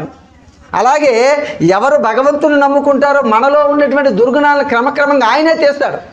ఆయనే మన మనసును పుచ్చుకుంటాడండి. అంతేకాకుండా కృష్ణ పరమాత్మ చూడండి, ప్రతి ఒక్కరికి కూడా విడుదల అనేది చేస్తూ ఉంటాడండి భగవంతుడు. విడుదల అనేది భగవంతుడు చేస్తూ ఉంటాడు. ఒకానొక సందర్భంలో కృష్ణ పరమాత్మ నడిచి వెళుతున్నాడండి. ఒక గోపిక వచ్చిందంట. గోపికలకి కృష్ణ పరమాత్మకు ఉన్నంత ప్రేమ ఇంకొకరికి ఉండదండి. గోపికలంత భక్తి ఈ లోకంలో ఎవరికీ లేదని చెప్పారండి. మరి అటువంటి గోపిక ఒక ఆవిడ ఏం చేసిందంటే నీ దగ్గర నీళ్లు పడుతుందంటండి. కుండ ఇలా తీస్తూ ఉంది, కుండ నిండా నీళ్లు పట్టిందండి. ఎత్తుకోలేకపోతుందంట. కృష్ణుడు అటుగా వెళ్ళిపోతున్నాడు అంటండి. ఏమయ్యా కృష్ణ ఒక్కసారి ఇట్లా అందంట. ఎందుకు పిలిచావు అందంట. ఏమీ లేదయ్యా, ఈ కుండను కాస్త నా భుజం మీద పెట్టేయ్యా అందంట. కృష్ణుడు ఆ మాట విని అలా వెళ్ళిపోతున్నాడంట. ఏమయ్యా కృష్ణ నిన్నే పిలుస్తున్నాను, ఏం వినిపించకుండా వెళ్ళిపోతున్నామంటే పలక్కుండా వెళ్ళిపోతున్నాడంట. ఇదేంటిది, కొండెత్తమని పిలిస్తే పలికినవాడు కాస్త పలక్కుండా వెళ్ళిపోతున్నాడు అని చెప్పి ఏదో ఆపసోపాలు పడింది, ఎవరినో పిలిచింది, కొండ ఎత్తుకొని ఇంటికి వెళ్ళిపోయింది. ఈవిడ ఇంటికి వెళ్ళేసరికి కృష్ణ పరమాత్మ అక్కడ కూర్చున్నాడు. కూర్చొని రామ్మ నీకోసమే చూస్తున్నాను అన్నాడంట. ఏమయ్యా ఎందుకు చూస్తున్నావు? నీ కొండ దించుదామని చూస్తున్నాను అన్నాడంట. చాలా వయ్యా పో, కొండ ఎత్తమయ్యా అని చెప్పి ఎంత బ్రతిమలాడితే నువ్వు పలక్కుండా వెళ్ళిపోయావు, నానా అవస్థలు పడి ఎత్తుకున్నాను, ఇప్పుడు దించడానికి నిన్నెవరు పిలిచాడు? నిన్నెవరు పిలిచారు? నువ్వెందుకు వచ్చావంటే అప్పుడు కృష్ణుడు చెప్పాడంట, అమ్మా నేను బరువులు ఎత్తేవాడిని కాదమ్మా, నేను బరువులు దించేవాడిని, అందుకే నీ కొండ ఎత్తకుండా దించడానికి నేను వచ్చాను అన్నాడంట. ఈ లోకంలో బరువులు ఎత్తేవాడిని కాదు నేను, నువ్వు ఆపసోపాలు పడి ఎత్తుకున్నటువంటి బరువుని దించడమే నా కర్తవ్యం. ప్రతి మనిషి తనకు తానుగా బరువులు ఎత్తుకుంటూ ఉంటాడండి. ఆ బరువు అన్నది భగవంతుడు ఎత్తిన బరువు కాదు, మనకు మనంగా పుచ్చుకొని అది మొయ్యలేక నానా ఆపసోపాలు పడుతూ ఉంటే అది దించడానికి ఉన్నటువంటి ఏకైక అవతారం కృష్ణావతారం అండి. అటువంటి కృష్ణుడు ఎన్నో లీలలు చేశాడు చిన్నప్పుడే. ఒకటా రెండా ఎన్నిసార్లు చెప్పుకున్నా ఆయన తనివి తీరదండి. ఒకానొక సందర్భంలో ఒక గోపిక ఏం చేసిందంటే ఉదయం పని అంతా చేసేసేదంట. పని చేసి ఆదమరిచి నిద్రపోయేదంట. అత్తగారింటి పని అంతా చేసేవారంట. ఒకరోజు కృష్ణుడు ఏం చేశాడంటే ఆ ఇంట్లోకి దొంగతనంగా వెళ్ళి ఆ వెన్నను కాస్త తినేసాడంట. తినేసి వెళ్ళిపోతూ పడుకున్నటువంటి కోడల మూతి కొద్దిగా రాసి వెళ్ళిపోయాడంట. ఏమండి, కోడల మూతి కొద్దిగా వెన్న రాసి వెళ్ళిపోయేది. అత్త ఏమో చూసిందండి వెన్న చూస్తే ఏమీ లేదు. ఎవరు తీశారని వాకప్ చేస్తే మూతి నిండా వెన్న అంటుకున్నటువంటి కోడలు చూసింది. ఏమే తినాలంటే నన్ను అడగొచ్చు కదా అని చెప్పి వాళ్ళిద్దరికీ కయ్యాలు పెట్టేవాడంట. తల్లి అడిగిందంట, ఒరే తింటే నువ్వు తిన్నావు, వెళుతూ ఆవిడ మూతికి ఎందుకు రాసావంటే కృష్ణుడు చెప్పాడంట, ఏ స్త్రీ అయినా సరే అత్తగారు పని చేస్తూ ఉంటే ఆదమరిచి పగలు నిద్రపోవడం అనేది దోషమమ్మా, ఆ దోషాన్ని చెప్పడానికి ఆవిడ మూతికి రాసేసి నేను వెళ్ళిపోయానని చెప్పాడంట. కృష్ణ పరమాత్మ ఏ పని చేసినా రహస్యాన్ని చెప్పేవాడు. ఒక అత్త కష్టపడి పని చేస్తూ ఉంటే ఆదమరిచి నిద్రపోవడం అనేది ఏ కోడలు చేయకూడదు పగటి కాలంలో. కాబట్టి అలా చేస్తుంది కాబట్టి రోజు ఆవిడ మూతికి రాస్తే ఇంకా అక్కడి నుంచి నిద్రపోదు అన్న ఆలోచనతోనే ఆవిడ మూతికి రాశాను అన్నాడంట. చూడండి, ఆ కోడలు కోపం వచ్చిందండి. ఓహో, నన్ను దొరికించేటట్టుగా నువ్వు చేశావు, నిన్ను పట్టుకొని నీ అమ్మకి అప్పచెప్పుతానని చెప్పి ఆవిడ కుండ నిండా వెన్న పెట్టిందంట, ఉట్టి మీద కట్టిందంట. కృష్ణుడు ఎలాగైనా కనిపెట్టేస్తాడు. కనిపెట్టకుండా ఉండాలి, కృష్ణుడిని పట్టుకోవాలంటే ఏం చేసిందంటే ఆ కోడలు గొప్ప తెలివైన కోడలని ఒక గజ్జెల పట్టా తెచ్చి ఆ కుండ కట్టిందంట. ఏమండి, ఆ కుండ ఉట్టి మీద పెట్టి ఒక గజ్జెలు కట్టిందంటండి. ఎందుకు? కృష్ణుడు చెయ్యి పెడితే గజ్జెల శబ్దాన్ని వస్తే గబాలను పట్టుకుంటానని, పట్టుకొని ఆ యశోదాదేవికి అప్పచెప్దామని. ఏమ్మా, నీ కొడుకు చేస్తున్న రాజకార్యాలు ఇవే అని చెప్పడానికి. ఈ లోపు ఏం చేశాడు, కృష్ణుడు వచ్చాడు, స్నేహితులందరినీ పిలిచాడంట. పద వెన్న తిందామని చెప్పి పిలిచాడండి. పిలిస్తే చూశాడు గజ్జెలు కట్టేసి ఉన్నాయి. ఓహో, ఈవిడ నన్ను పట్టుకోవడానికి చాలా పన్నాగం పన్నింది, ఈవిడ పన్నాగానికి నేను ఆ ప్రతిచర్య నేను చేయలేనా? ఓ గజ్జెల్లారా మీరు మోక్కండి అన్నాడంట. ఏమండి, భగవంతుడు చెప్తే ఈ లోకంలో ఏది జరగదండి. ఓ గజ్జెల్లారా మీరు మోక్కండి అన్నాడంట. చక్కగా ఆ మోక్కండి అంటే ఎక్కాడు, ఆ వెన్న తీస్తున్నాడు, కొద్ది కొద్దిగా తినేస్తున్నాడండి. తినేస్తుంటే అందరికీ బచ్చాడండి. చిట్ట చివరగా తాను తిందామని చెప్పి చెయ్యి పెట్టాడండి. చెయ్యి పెట్టి ఇలా నోట్లో పెట్టుకున్నాడండి. గన గజ్జలు మోగడం మొదలుపెట్టాడు. వెంటనే ఈవిడ పట్టేసిందంట. పట్టేసి తల్లికి అప్పచెప్పిద్దండి. కృష్ణుడు అన్నాడంటే ఈ గజ్జలకి, మీకు బుద్ధి జ్ఞానం ఉందా లేదా? ఓ గజ్జెల్లారా మీరు మోగొద్దని చెప్పాను కదా, మీరు ఎందుకు మోగారు అన్నాడు. స్వామి, నువ్వు చెప్పావు కాబట్టి మేము మోగలే, నువ్వు అందరికీ పెట్టినప్పుడు మేము ఏమైనా మోగామా? మోగతనంతోనే ఉన్నాం. కానీ నువ్వు తింటున్నప్పుడు అది నైవేద్యం తింటుంటే భగవంతుడు గంట కొట్టడం అనేది ఆచారం స్వామి, అందుకు నాకు అలవాటు అయిపోయి నేను మోగేశాను అన్నదంట. చూడండి, అమ్మవారికి నైవేద్యం పెట్టేటప్పుడు గంట వాయిస్తూ ఉంటారండి. భగవంతుడికి నైవేద్యం పెట్టేటప్పుడు ఆ గంట వాయించడం అలవాటు అయిపోయిందేమో, నువ్వు తిన్నప్పుడు భగవంతుడు కాబట్టి నువ్వు తింటున్నావు కాబట్టి మేము మోగేశామయ్యా, నన్ను క్షమించు అని చెప్పేది. అంటే ప్రాణం లేనటువంటి ఒక గజ్జె కూడా భగవంతుడిని తెలుసుకొని ఆయన కోసం పనిచేసిందని. మరి ప్రాణం ఉన్నటువంటి మనమో భగవంతుడి విచారణ చేయాలి. ఎన్ని కష్టాలు పడ్డాడు భగవంతుడు అవతరించడానికి. ఎందుకు చేస్తున్నాడు ఇన్ని అవతారాలు? మనల్ని ఉద్ధరించడానికే పరంధాముడు చేస్తున్నాడు. ఎంత కష్టపడుతున్నాడు. అందుకే మనిషి బంధనంలో ఉన్నాడు అని తెలిసిన తర్వాత ఈ లౌకిక ప్రపంచం అంతా చిన్నదైపోతుందండి. చూడండి, మనిషి బంధనంతో పుట్టాడండి. అది తెలుసుకుంటే ఈ ప్రపంచం అంతా నీకు చాలా చిన్నదిగా కనబడి పురుషోత్తముడే చాలా పెద్దదిగా కనబడతాడు. ఇప్పుడు చూడండి, మనకి ఇంట్లో ఎలుకలు తిరుగుతూ ఉంటాయండి. ఎలుకలు పట్టుకోవడానికి మనం ఏం చేస్తామండి? బోను పెడతాం, ఎలుకలు బోను పెడతామండి. ఎలుకలు బోను పెట్టి అందులో ఏదో ఒక చేపనో లేదంటే ఏదైనా వాసన వచ్చే పదార్థాన్ని పెడతాం. ఆ చీకట్లో పెడితే ఎలుక తిరుగుతూ ఉంటుందండి. ఎప్పట్లాగే తిరుగుతూ ఏ బట్ట కొరుకుదామా, ఏ పదార్థం తిందామని తిరుగుతుంటుంది. సరే, అప్పటి వరకు లేనటువంటి వాసన ఎక్కడొస్తుందని చెప్పి చూస్తుందండి. ఈ బోను చుట్టూ తిరుగుతుందండి, ఎలా లోనికి వెళ్దామని. ఏమండి, మీరు ఎప్పుడు చూశారండి అలా తిరగడం? అనకండి. ఎలుక దాని సహజ స్వభావం అదే. చూసి వెనక నుంచి రంధ్రం కనబడుతుందండి బోనికి. ఆ రంధ్రంలో నుంచి లోనికి వెళ్తే అక్కడ ఒక లాక్ ఉంటుందండి. ఆ లాక్ మీదకి వెళ్ళేసరికి లాకు దిగుతుంది, ఎలుక అందులో పడిపోతుంది. ఎలుక పడిపోయిన తర్వాత లాకు మీదకి వెళ్ళిపోతుందండి. ఎప్పుడైతే లాక్ మీదకి వెళ్ళిపోతుందో, అయ్యో నేను బంధనంలో పడిపోయాను, బయటికి వెళ్ళడానికి నాకు ప్రదేశం లేదని చెప్పి తెలుసుకున్నటువంటి ఎలుక ఏ పదార్థం కోసమైతే తాను దిగిందో ఆ పదార్థం పక్కన స్వీకరించదండి. ఎలా బయటికి వెళుద్దామని తిరుగుతూ ఉంటుందండి. అంటే తనకి బంధనం అని తెలిసిన తర్వాత తాను కోరుకున్న పదార్థం అక్కడ ఉన్నా దాన్ని స్వీకరించడానికి ఆసక్తి ఎలుక చూపించదండి. అలాగే ఒక మనిషి తాను బంధనంలో ఉన్నాడని ఎరుక ఎప్పుడైతే నీకు తెలిసిందో, అనుభవించాల్సినటువంటి సృష్టి నీ కళ్ళ ముందు ఉన్నా దాని యందు నిరాసక్తత ప్రదర్శించి చేరుకోవలసినటువంటి భగవంతుడి కోసం వెంపర్లాడిపోతూ ఉంటాం. ఎప్పుడు నీకు బంధనం అని తెలిసిన నాడే. ఎలుకకు బంధనం అని తెలిసిన ఉత్తర క్షణంలో ఆ పదార్థం తినకుండా తిరుగుతుందండి, ఎలా బయటికి వెళదామని చెప్పి. వెళ్ళలేక అక్కడే చచ్చిపోతుంది. అలాగే మనిషి కూడా తాను పుట్టుకు వచ్చామంటే నేను బంధనంలోనే ఉన్నాను, ఈ బంధం నుంచి విడుదల కావాలంటే ఏ పదార్థాన్ని పట్టుకుంటే విడుదల దొరుకుతుందని చెప్పి తెలుసుకున్న నాడు భౌతిక పదార్థాలన్నీ నీకు చిన్నవైపోతాయండి. ఇది కాదయ్యా చేరుకోవాల్సింది, నేను చేరుకోవాల్సింది పరమాత్మనే పదార్థాన్ని చేరుకోవాలి. ఆ పరమాత్మనే పదార్థాన్ని చేరుకోవాలంటే కావాల్సింది మనసు. మన ఏమ మనుష్యానాం కారణం బంధ మోక్షయో, నీ మనసే కారణం అని చెప్పిందండి. మరి అటువంటి కృష్ణ పరమాత్మ నీ మనసునే దోస్తాడండి. నీ మనసులో భావన లేకపోతే నువ్వు ఎన్నిసార్లు తల వంచినా భగవంతుడు నీ నమస్కారాన్ని స్వీకరించడు. మన్మనాభవ మద్భక్తో భవ మజ్జాజీ మాం నమస్కరు మామే వైశ్యశక్తేవం ఆత్మానం మత్పరాయణం అన్నాడండి భగవద్గీతలో. ఒరే నాయనా, నువ్వు నా దగ్గరకు వచ్చి తల వంచుతున్నావు, కానీ నీలో తలంపు మాత్రం నా మీద లేదు అన్నాడండి పరంధాముడు.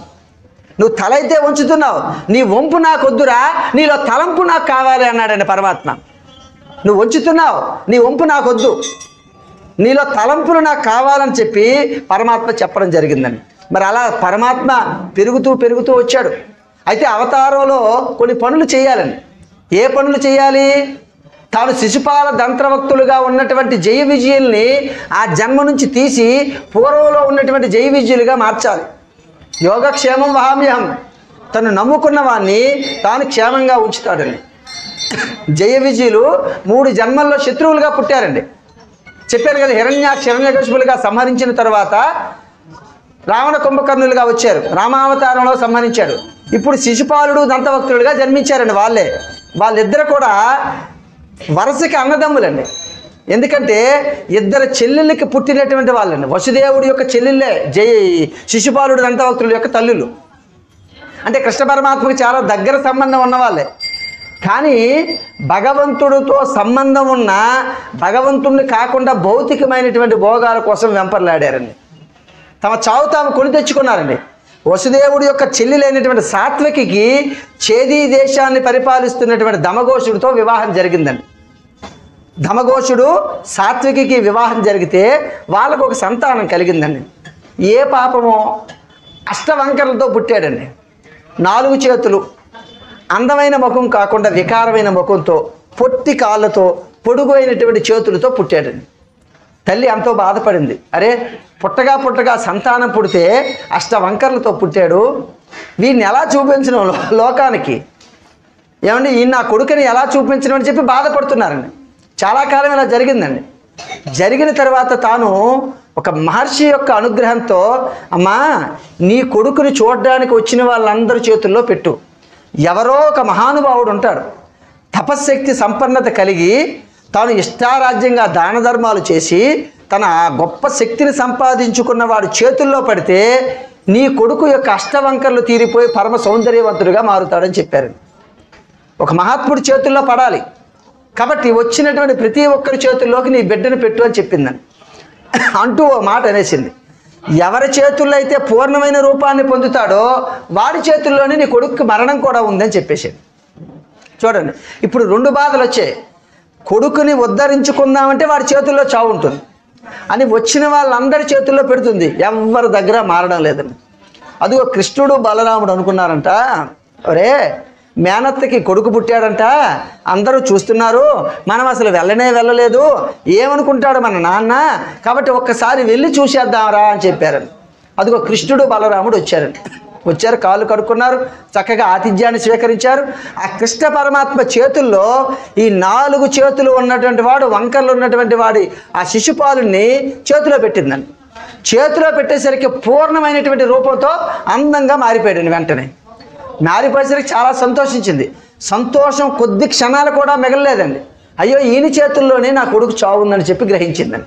కృష్ణుడిని వేడుకుందంట, నాయనా కృష్ణ, మేనత్తకి సంతానం కలిగిందిరా, నీ చేతుల్లోనే చావు ఉంది వీడికి. కాబట్టి నీ మేనత్త మీద ఉన్నటువంటి ప్రేమతో వీడు ఏదైనా పొరపాటు చేసినా, తండ్రి కొడుకు పొరపాటు చేస్తే ఎలాగైతే దిద్దుకుంటాడో వీడు చేసిన పొరపాటును కూడా నువ్వు అలా దిద్దుకో, అది నాకు నువ్వు ఇచ్చినటువంటి గొప్ప వరం రా అందండి. సరే అమ్మా, నీకేం బెంగలేదు, వాడు విపరీతమైన తప్పులు చేస్తేనే వాడికి ఇబ్బంది పెడతాను, లేకపోతే నేను ఇబ్బంది పెట్టనని చెప్పాడండి. అదే సమయంలో దంతవక్తుడు కూడా జన్మించాడండి. ఎవరికి జన్మించారు? ఇంకొక మేనత్త అయినటువంటి పృథుకీర్తికి జన్మించాడండి. వృద్ధశర్మ పృథుకీర్తికి. దంతవక్తుడు అంటే నోరు పెద్దదిగా కలిగినటువంటి వాడండి. ఏమండి, నోరు పెద్దదిగా కలగడం అంటే నోటికి అద్దు అదుపు లేకుండా మాట్లాడతాడండి. దంతవక్తుడు అంటే ఇంకోటి కాదండి, నోటికి అద్దు ఉండదు, అదుపు ఉండదు, ఇష్టారాజ్యంగా మాట్లాడతాడు. ఎదుటి వ్యక్తుల్ని కత్తులతో చంపకుండా మాటలతో హింసించి చంపుతాడండి. కాబట్టి అటువంటి దంతవక్తుడు పుట్టాడండి. అందుకే వాడికి ఏమన్నారు, నోటిని అదుపులో పెట్టుకోలేనటువంటి వాడు కాబట్టి వీడి మరణం కూడా వరంధాముడి చేతుల్లోనే ఉంటుందని చెప్పేశారు. ఈ లోకంలో దంతవక్తుడు ఆయనే కాదండి, మనం అందరం దంతవక్తులమే. నోరు ఉంది, భగవంతుడు ఇచ్చాడు. ఈ నోటితో ఏదైనా ఒక మంచి మాట మాట్లాడుతున్నామా, ఒక మంచి స్మరణ చేస్తున్నామా, ఒక 10 మంది బాగుండాలంటున్నామా, ఎప్పుడు కూడా ఇష్టానికి ఈ నోటిని వాడుతున్నామండి. కాబట్టి మనం దంతభక్తులమని చెప్పారండి. అదిగో వాళ్ళిద్దరూ పెరిగి పెద్దవుతున్నారు. పుట్టుకి ఒక రక్తాన్ని పంచుకు పుట్టకపోయినా చాలా అన్యోన్యంగా జీవిస్తున్నారండి. వీళ్ళు పెరిగి పెద్దవుతున్నారు. కృష్ణుడితో అదే సమయంలో వైరాన్ని పెంచుకుంటున్నారండి. వైరాన్ని పెంచుకుని ఎంత వైరాన్ని పెంచుకున్నారంటే, రుక్మిణీదేవి వివాహం జరిగినప్పుడు వీళ్ళు వైరం కాస్త పతాక స్థాయికి వెళ్ళిపోయిందండి. ఎందుకంటే రుక్మిణిని శిశుపాలుడు చేసుకోవాలనుకున్నాడండి. కానీ రుక్మిణికి ఎవరి ఎందు అపేక్ష? కృష్ణుని ఎందు అపేక్ష అండి. కృష్ణుని ఎప్పుడు చూసింది? రుక్మిణి అసలు చూడలేదండి. చూడండి, అసలు గమ్మత్తంతా అక్కడే ఉందండి. రుక్మిణి కృష్ణ పరమాత్మను ఒక్కసారి కూడా చూడలేదండి. కానీ ఎందుకు అంత ఇష్టపడింది అంటే, ప్రతిరోజు మహర్షులందరూ కూడా వచ్చి కృష్ణ పరమాత్మని చెబుతూ ఉంటే వినేదండి. అంటే 10 సార్లు ఒక విషయాన్ని వినడం వలన ఆ విషయం మనసుకు పట్టి అటువైపు వెళ్ళాలనుకుందండి రుక్మిణి. అందుకే మనం ఏదైతే 10 సార్లు వింటున్నామో దాని యందే మనసు కలుగుతుంది. నువ్వే విషయాన్ని వింటున్నావో దాని యందే మనసు కలుగుతుందండి. ఒక సినిమా బాగుందని 10 సార్లు వింటే ఆ సినిమాకి వెళ్ళాలనిపిస్తుంటుంది. ఒక రెస్టారెంట్లో భోజనం బాగుందని 10 సార్లు వింటే ఆ రెస్టారెంట్కి భోజనానికి వెళ్ళాలనిపిస్తుంది. అలాగే ఒక భగవంతుడి గురించి 10 సార్లు వింటూ ఉంటే ఆ భగవంతుడి దగ్గరికి ఈ శరీరాన్ని పంపించాలనిపిస్తుందండి. కాబట్టి నాయనా, నువ్వు ఏది వింటున్నావో దాన్ని బట్టే ఈ శరీరం నడుచుకుంటుంది. ఆ సందర్భంలో వీళ్ళకి విపరీతమైన వైరం వచ్చేసిందండి. వైరం వచ్చిన తర్వాత వీడు క్రమక్రమంగా కోపంతో ఎన్నో పనులు చేస్తున్నాడండి. కృష్ణ పరమాత్మ నరకాసురుని సంహరించడానికి వెళ్ళినప్పుడు ఆ మధురా నగరాన్ని మొత్తం కూడా ద్వారకనంతా తగలబెట్టేశాడండి. కృష్ణుడు లేడని సంగతి తెలిసి కృష్ణుడికి స్నేహితుడు అన్న ఒకే ఒక్క కారణంతో భోజరాజును సంహరించాడు. చాలామంది రాజులను సంహరించేశాడండి. ఇలా 1, 2 వసుదేవుడు యాగం చేస్తుంటే యాగానికి ఇబ్బంది పెట్టాడు. ఇలా నానా ఇబ్బందులు పెడుతున్నా కృష్ణుడు ఓర్చుకున్నాడండి. ఎందుకంటే భగవంతుడు మనల్ని చేసినటువంటి తప్పుల్ని పరిగణలోకి తీసుకుని వెంటనే దిద్దడండి, నీకు తీసేయడండి, దాన్ని దిద్దుకునేందుకు అవకాశం ఇస్తూ ఉంటాడండి. కానీ గమనించాం, శిశుపాలుడు గమనించలేదండి. ఒకానొక సందర్భంలో రాజసూయ యాగం జరిగిపోయిన తర్వాత ఎవరు ఉత్తమమైనటువంటి పురుషుడు అన్న మాట వచ్చేసరికి కృష్ణుడే ఉత్తముడైనటువంటి వాడు అన్నప్పుడు ఈ శిశుపాలుడు ఏం చేశాడంటే కృష్ణుడిని అనకూడని మాటలు అనేస్తున్నాడు. ఇష్టానికి మాట్లాడుతున్నాడు, భగవంతుడిని ద్వేషిస్తున్నాడు. వెంటనే రథచక్ర తన యొక్క సుదర్శన చక్రంతో శిశుపాలుడి యొక్క తలను తీసేశాడు. కోపగించినటువంటి దంతభక్తుడు చాలామంది రాజులతో స్నేహం చేశాడు. అప్పటికే కంసుడిని సంహరించేశాడండి కృష్ణ పరమాత్మ. కంసుడికి పిల్లనిచ్చిన వాడు జరాసంధుడు అండి. నా అల్లుని సంహరించాడని జరాసంధుడు ఏం చేశాడంటే కృష్ణుడి మీద ఎన్నోసార్లు దండయాత్ర చేశాడండి. ఏసారి జయించరా, కృష్ణుడి చేతిలో ఓడిపోతూనే ఉన్నారండి. అదిగో ఆ జరాసంధుడు, ఈ దంతభక్తుడు, మిగతా రాక్షసులందరూ కూడా కృష్ణ పరమాత్మ మీద యుద్ధంకి వస్తే ఆ దంతభక్తుడిని కూడా కృష్ణ పరమాత్మ గదతో సంహరించేశాడు. శిశుపాల దంతభక్తులను సంహరించాడు. ఎందుకు సంహరించాడు? పూర్వజన్మల్లో వారు నా భక్తులు జయ విజయులుగా ఉన్నారు, చిన్న దోషం వలన వాళ్ళకి జన్మ వచ్చిందని. ఇప్పుడు ఆ జన్మను దిద్ది వాళ్ళు తన దగ్గరికి చేర్చుకోవాలని చెప్పి కృష్ణ పరమాత్మ శిశుపాల దంతభక్షుల యొక్క వధ చేసేసాడు. వధ చేసిన తర్వాత వాళ్ళ పూర్వస్థానాల్లోకి వెళ్ళిపోయాడు. కృష్ణ పరమాత్మ కరుణ చూడండి, ఆయన చెప్పాడండి కృష్ణుడు, భగవంతుడు అంటే కేవలముగా భక్తికి వశుడవుతాడు తప్ప నీ యొక్క ఆటాటోపానికో నీ అధికారానికో నువ్వు చేస్తున్న స్తోత్రాలకో నువ్వు చేస్తున్న పారాయణాలకో వశుడైపోయిన వాడు కాదు అని చెప్పాడు. నువ్వు భక్తి లేకపోతే నువ్వు ఎన్ని భౌతికమైన క్రియలు చేసినా అవి భగవంతుడికి నచ్చవు అని చెప్పాడు. ఒకనొక సందర్భంలో చూడండి, కృష్ణ పరమాత్మ హస్తినాపురానికి వచ్చాడండి. హస్తినాపురానికి దేనికి వచ్చాడు? రాయబారం కోసం వచ్చాడండి. రాయబారానికి వస్తూ ఉంటే దుర్యోధనుడు ఏం చేశాడంటే భార్యను పిలిచాడు, భానుమతిని.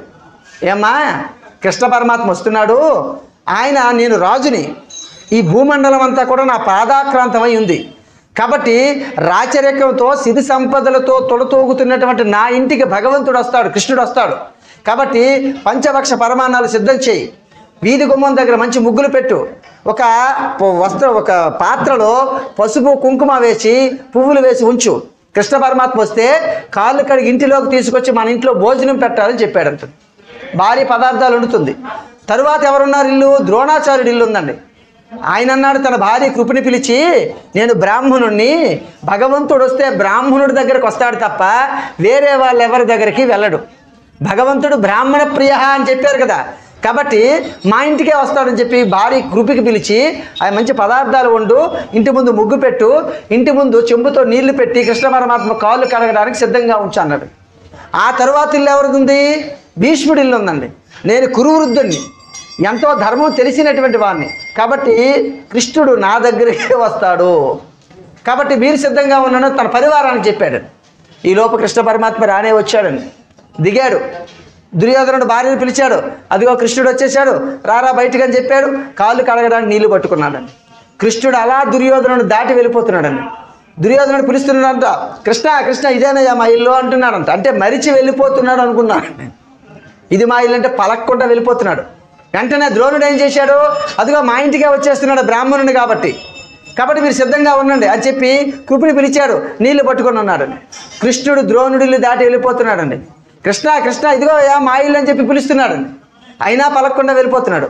భీష్ముడు అన్నాడు, మా ఇంటికి వచ్చేస్తున్నాడు, కురువృద్ధుణ్ణి, ధర్మాలు తెలిసిన వాడిని కాబట్టి మా ఇంటికే వస్తాడు, బ్రహ్మచర్యంలో ఉన్నాను అనుకుంటే భీష్ముడి ఇల్లు కూడా దాటి వెళ్ళిపోతున్నాడండి. ఇదేమిట్రా, రారాజు అపర కుబేరుడైనటువంటి ధర్మరాజు దగ్గరికి వెళ్ళలేదు, బ్రాహ్మణుడు వేదాన్ని చదువుకున్నటువంటి ద్రోణుడింటికి వెళ్ళలేదు, ఆ జన్మ బ్రహ్మచర్యంలో తండ్రిని సత్యమునందు నిలబెట్టడానికి అన్నింటినీ విడిచిపెట్టేసినటువంటి భీష్ముడింటికి వెళ్ళలేదు. ఎక్కడికి వెళుతున్నాడంటే తిన్నగా దాసీకాంతకు పుట్టినటువంటి విదురుడి ఇంటికి వెళ్ళాడు. విదురుడేం ఆహ్వానించలే, ఏం పదార్థాలు వండలే. విదురుడు మనసులో ఉన్నది ఏంటంటే, కృష్ణ నువ్వెప్పుడు నా ఇంటికి వస్తావయ్యా, నువ్వు రావాలంటే నువ్వు నా ఇంటికి రావక్కర్లా, ఎప్పుడు నువ్వు నా హృదయంలో ఉన్నవాడివే, లేనివాడివైతే కదా రావడం, కాబట్టి నా హృదయాంతర్వర్తిగా ఉన్నావు కాబట్టి నా హృదయంలోనే నిన్ను కొలుచుకుంటానని చెప్పి హృదయంలో ప్రేమతో కృష్ణనామాన్ని జపిస్తూ ఉండేవాడని విదురుడు. ధర్మాన్ని తెలిసినవాడు విదురుడు. తలుపు కొట్టాడంట, విదురా వచ్చాను, తలుపు తీవయ్యా అన్నాడంట. ఎవరు వచ్చారు అన్నారంట. కృష్ణుడిని వచ్చానయ్యా అని. చాలావయ్యా, కృష్ణుడు మా ఇంటికి ఎందుకు వస్తాడు, నేను తలుపు తీని ఎవరో ఆట పట్టించడానికి అంటున్నారని. లేదయ్యా బాబు, నేను కృష్ణుడినే వచ్చానని బ్రతిమిలాడి తలుపు తీయించుకున్నాడని. కృష్ణుడిని చూశాడు, పొంగిపోయాడంటండి, కూర్చోబెట్టాడు. గాబరైపోతున్నారు, ఏ పదార్థం వండలేదు. భార్యని పిలిచాడంట, అందరు మిగతా వాళ్ళని పిలిచి సిద్ధం చేయమన్నాడంట పదార్థాలు. ఈ లోపుగా కృష్ణ పరమాత్మను కూర్చోబెట్టి ఎన్నో స్తోత్రాలు చేస్తూ, స్వామి అందాక అరటిపండు తినని అంటిపండు పెట్టాడంట. అంటిపండు పెడితే భార్య వచ్చిందంట, ఒక్కసారి కొట్టి, ఏమయ్యా నీకు బుద్ధి జ్ఞానం ఉందా, నువ్వేం చేస్తున్నావు, అరటి పళ్ళు పెడుతున్నాననుకునే క్రమంలో గుజ్జుని పారేస్తున్నావు, తొక్కన పెట్టేస్తున్నావు, భగవంతుడు తొక్కలు పెట్టావంటే చూశాడంట విదురుడు. అయ్యో స్వామి మన్నించు స్వామి, అసలే రాకరాకొచ్చావు, ఈ గాబరలో నీ యందు ప్రేమతో నేనేం పెడుతున్నానన్న సంగతి కూడా మర్చిపోయాను, నువ్వైనా చెప్పొద్దా అన్నాడంట. అప్పుడు కృష్ణ పరమాత్మ అన్నాడంట, భక్తితో నువ్వు పెడితే భక్తితో నేను స్వీకరిస్తాను తప్ప నువ్వు ఇది పెట్టావు అది పెట్టావని ఎంచే లక్షణం నాకు లేదయ్యా. నువ్వు మరిచి పెట్టావు, నేను మరిచి తిన్నాను. ఈ లోకంలో ఎవరు అలా మరిచి పెట్టినా వాడు ఏ పదార్థం పెట్టాడు ఎలా పెట్టాడు అన్న భావనతో కాకుండా నేను స్వీకరిస్తానని చెప్పేశాడండి. ఏమని ఇప్పుడు భగవంతుడు ఎక్కడికి వెళ్ళాడు? భగవంతుణ్ణి నువ్వు చేరాలంటే నీకు భౌతిక పటాటోపం అనేది ఒక ప్రధానం కాదండి. నువ్వెక్కడ ఉన్నా, ఏ స్థాయిలో ఉన్నా, నువ్వు పండితుడివా, పామరుడివా, శ్రీవా, పురుషుడివా, వైశ్యుడివా, శూద్రుడివా అన్న భావన లేకుండా నీ మనసులో భక్తి ఉంటే భగవంతుడు నీ దగ్గరికే వస్తాడు. పిలిచినటువంటి రాజు దగ్గరికి వెళ్ళలా, బ్రాహ్మణుడి దగ్గరికి వెళ్ళలా, భీష్ముడి దగ్గరికి వెళ్ళలా, పిలవన్నటువంటి దాసీకాంత అయినటువంటి విదురుడింటికి వెళ్ళిపోయాడండి కృష్ణ పరమాత్మ. అంటే భగవత్ స్థానం ఏది? ఏ హృదయం అయితే మనసులో భగవంతుని పెట్టుకుంటారో, ఏ హృదయంలో భగవంతుణ్ణి ఆరాధన చేస్తూ ఉంటారో ఆ హృదయమే నా నివాస స్థానం అన్నాడండి పరంధాముడు. నేను అటువంటి హృదయాలలో ఉంటానని చెప్పాడండి. ఎన్నో సంఘటనలు అండి. కృష్ణ పరమాత్మ చేసినటువంటి లీలలు 1, 2 కావండి. ఒక మాలాకారుడు, కంసుడికి మాలలు కుట్టినటువంటి మాలాకారుడి ఇంటికి కృష్ణ పరమాత్మ వెళ్ళాడండి. బలరాముడిని తీసుకుని వెళ్ళాడండి. ఎందుకు వెళ్ళాడు? వాళ్ళ ఇల్లు కిందకు ఉన్న ఒంగుని మరీ వెళ్ళి మాలాకారుడి చేతిలో ఉన్నటువంటి మాలను వేసుకుని మాలాకారుడికి మోక్షాన్ని ఇచ్చాడండి. నాయనా, నీ ఇల్లు ఎంత పెద్దది ఎంత చిన్నదని చూసే లక్షణం నాకు లేదు అన్నాడని. నేనేం చూస్తాను? నీ మనసు ఎంత పెద్దది అని చూస్తాను అన్నాడు. మనసు లేని ఇంటిలో పంచభక్ష పరమాన్నాలు వండినా, ఎంత అద్భుతమైనటువంటి పూజలు చేసినా మనసు శుద్ధత్వం లేకపోతే నేను అక్కడికి రాను అని చెప్పేశాడండి. కాబట్టి సత్సంగం మనకి ఏ నేర్పాలి? ఈ అవతారం మనకి ఏ నేర్పాలంటే ఎవరైతే భక్తితో ఉంటున్నారో అదే భగవంతుడికి నిలయము, అదే భగవంతుడికి స్థానం అని చెప్పారండి. కాబట్టి ఆ హృదయాన్ని మార్చుకోవడానికి వచ్చిన అవతారమే బలరామకృష్ణ అవతారాలు. కృష్ణ పరమాత్మకి సహాయం చేసినటువంటి వాడు బలరాముడు. ఇలా ఎన్నో అద్భుతాలు చేశాడండి. అలా చేస్తూ చేస్తూ వెళ్ళిపోయినటువంటి అవతారం కృష్ణ పరమాత్మ అవతారం. మీరు ఒక్కటి చూడండి, భగవంతుడు కూడా కర్మను తప్పించుకోలేడు. రామావతారంలో ఏ బాణాన్ని పెట్టి వాలిని సంహరించాడో ఆ దోషం అనేది తనకు ఉండిపోయిందండి. అది ఎక్కడికి వచ్చింది? భగవంతుడుగా కృష్ణ పరమాత్మగా వచ్చిన ఆ బాణం చాటును కొట్టినటువంటి దోషం వల్ల తాను ఆదమరిచి నిద్రపోతూ ఉంటే ఒక బోయవాడు వేసినటువంటి బాణం దెబ్బకి కృష్ణ పరమాత్మ శరీరాన్ని విడిచిపెట్టేశాడు. ఈ లోకంలో నువ్వేం చేస్తున్నావో అదే నీకు వస్తుంది రేపన్న రోజు. నువ్వు చెయ్యనిదేది నీకు రాదు అని చెప్పిందండి శాస్త్రం. నువ్వు మంచి చేస్తే నీకు మంచే వస్తుంది, నువ్వు చెడు చేస్తే చెడే వస్తుందండి. ఏమండి? మంచిగా ఆలోచన చేస్తే మంచి వస్తుంది, చెడు ఆలోచన చేస్తే ఏమవుతుందో తెలుసా? ఎదుటివాడి దోషాలను పెంచుతూ ఉంటే వాడి పాపాన్ని నీ నాలుకతో నువ్వు కడిగినట్టే లెక్క. ఎదుటివాడి దోషాలను నువ్వు వెంచడం మొదలు పెడితే వాడి పాపాన్ని నీ నాలుకతో నువ్వు కడుగుతున్నావు. నీ పుణ్యం వాడికి వెళుతుంది, వాడి పాపం నీకు వచ్చేస్తుందండి. చూడండి, ఒక ఊర్లో ఒక వేశ్య ఉందండి. ఒక దేవాలయం సమీపంలో వేశ్యాగృహం ఉందండి. అక్కడ తపస్సు చేసుకుంటున్నటువంటి ఒక మహర్షి ఉన్నాడండి. రోజు ఈ వేశ్యింటికి విటులు వస్తూ ఉండేవారండి. వాళ్ళ యొక్క ఏకేకలు పక్కపక్కలు ఈయన తపస్సుకి కొద్దిగా భంగం కలిగించేవి. ఈయన మహర్షి అన్నాడంటే, నీకు బుద్ధి జ్ఞానం ఉందా? విటులను నువ్వు పిలుస్తున్నావు, నీ ఆనందం నువ్వు పొందుతున్నావు, ధనాన్ని స్వీకరిస్తున్నావు, కానీ మీ యొక్క అరుపులు నా ధ్యానానికి ఇబ్బంది వస్తుంది. ఈ పాపాన్ని మూట కొట్టుకొని ఎంత నరకానికి వెళ్ళిపోతావో నువ్వు ఎప్పుడైనా ఆలోచన చేశావా అన్నాడు. ఆవిడందంటే, స్వామి, ఏ జన్మ పాపమో దరిద్రాన్ని అనుభవిస్తున్నాను, కుటుంబాన్ని పెంచుకోవడానికి లేక ఉత్తమ సాధనమైనటువంటి ఈ శరీరాన్ని ఇలా వాడుతున్నాను. కానీ ఒకటి స్వామి, వచ్చి నాతో కలుస్తున్న ప్రతి పురుషుడిలో కూడా నేను భగవంతుడినే వెతుక్కుంటున్నాను. స్వామి, భగవంతుడికి శరీరాన్ని అర్పితం చేస్తున్నానన్న భావనతో చేస్తున్నాను, కాకపోతే తప్పని పరిస్థితిలో చేస్తున్నాను, కాబట్టి నన్ను మన్నించు స్వామి అన్నాడు. చిచి, నీ పాపానికి నివృత్తే లేదు, నువ్వు ఎన్ని జన్మలు ఎత్తినా నీ పాపం పోదు అన్నాడు. ఇలా కొన్నాళ్ళు గడిచిందండి. ఆ యొక్క ఆలయం తాలూకా అధికారులకు చెప్పారు, ఆవిడ ఇల్లు ఖాళీ చేయించండి అని చెప్పి. వాళ్ళు తగిన సాక్ష్యం ఉంటే తప్ప ఖాళీ చేయించమన్నారు. సాక్ష్యం చూపించాలని ఈయన ఏం చేశాడంటే, ఎవరైనా విటుడు ఒకడు వెళితే ఆ ఇంట్లోకి ఒక రాయి తెచ్చి తన దగ్గర పెట్టేవాడు. ఇలా ఎంతమంది విటులు వెళ్తుంటే అన్ని రాళ్ళు ఇక్కడ పెడుతూ ఉండేవారండి. ఇది ఒక పెద్ద రాయి కుప్ప అయిపోయిందండి.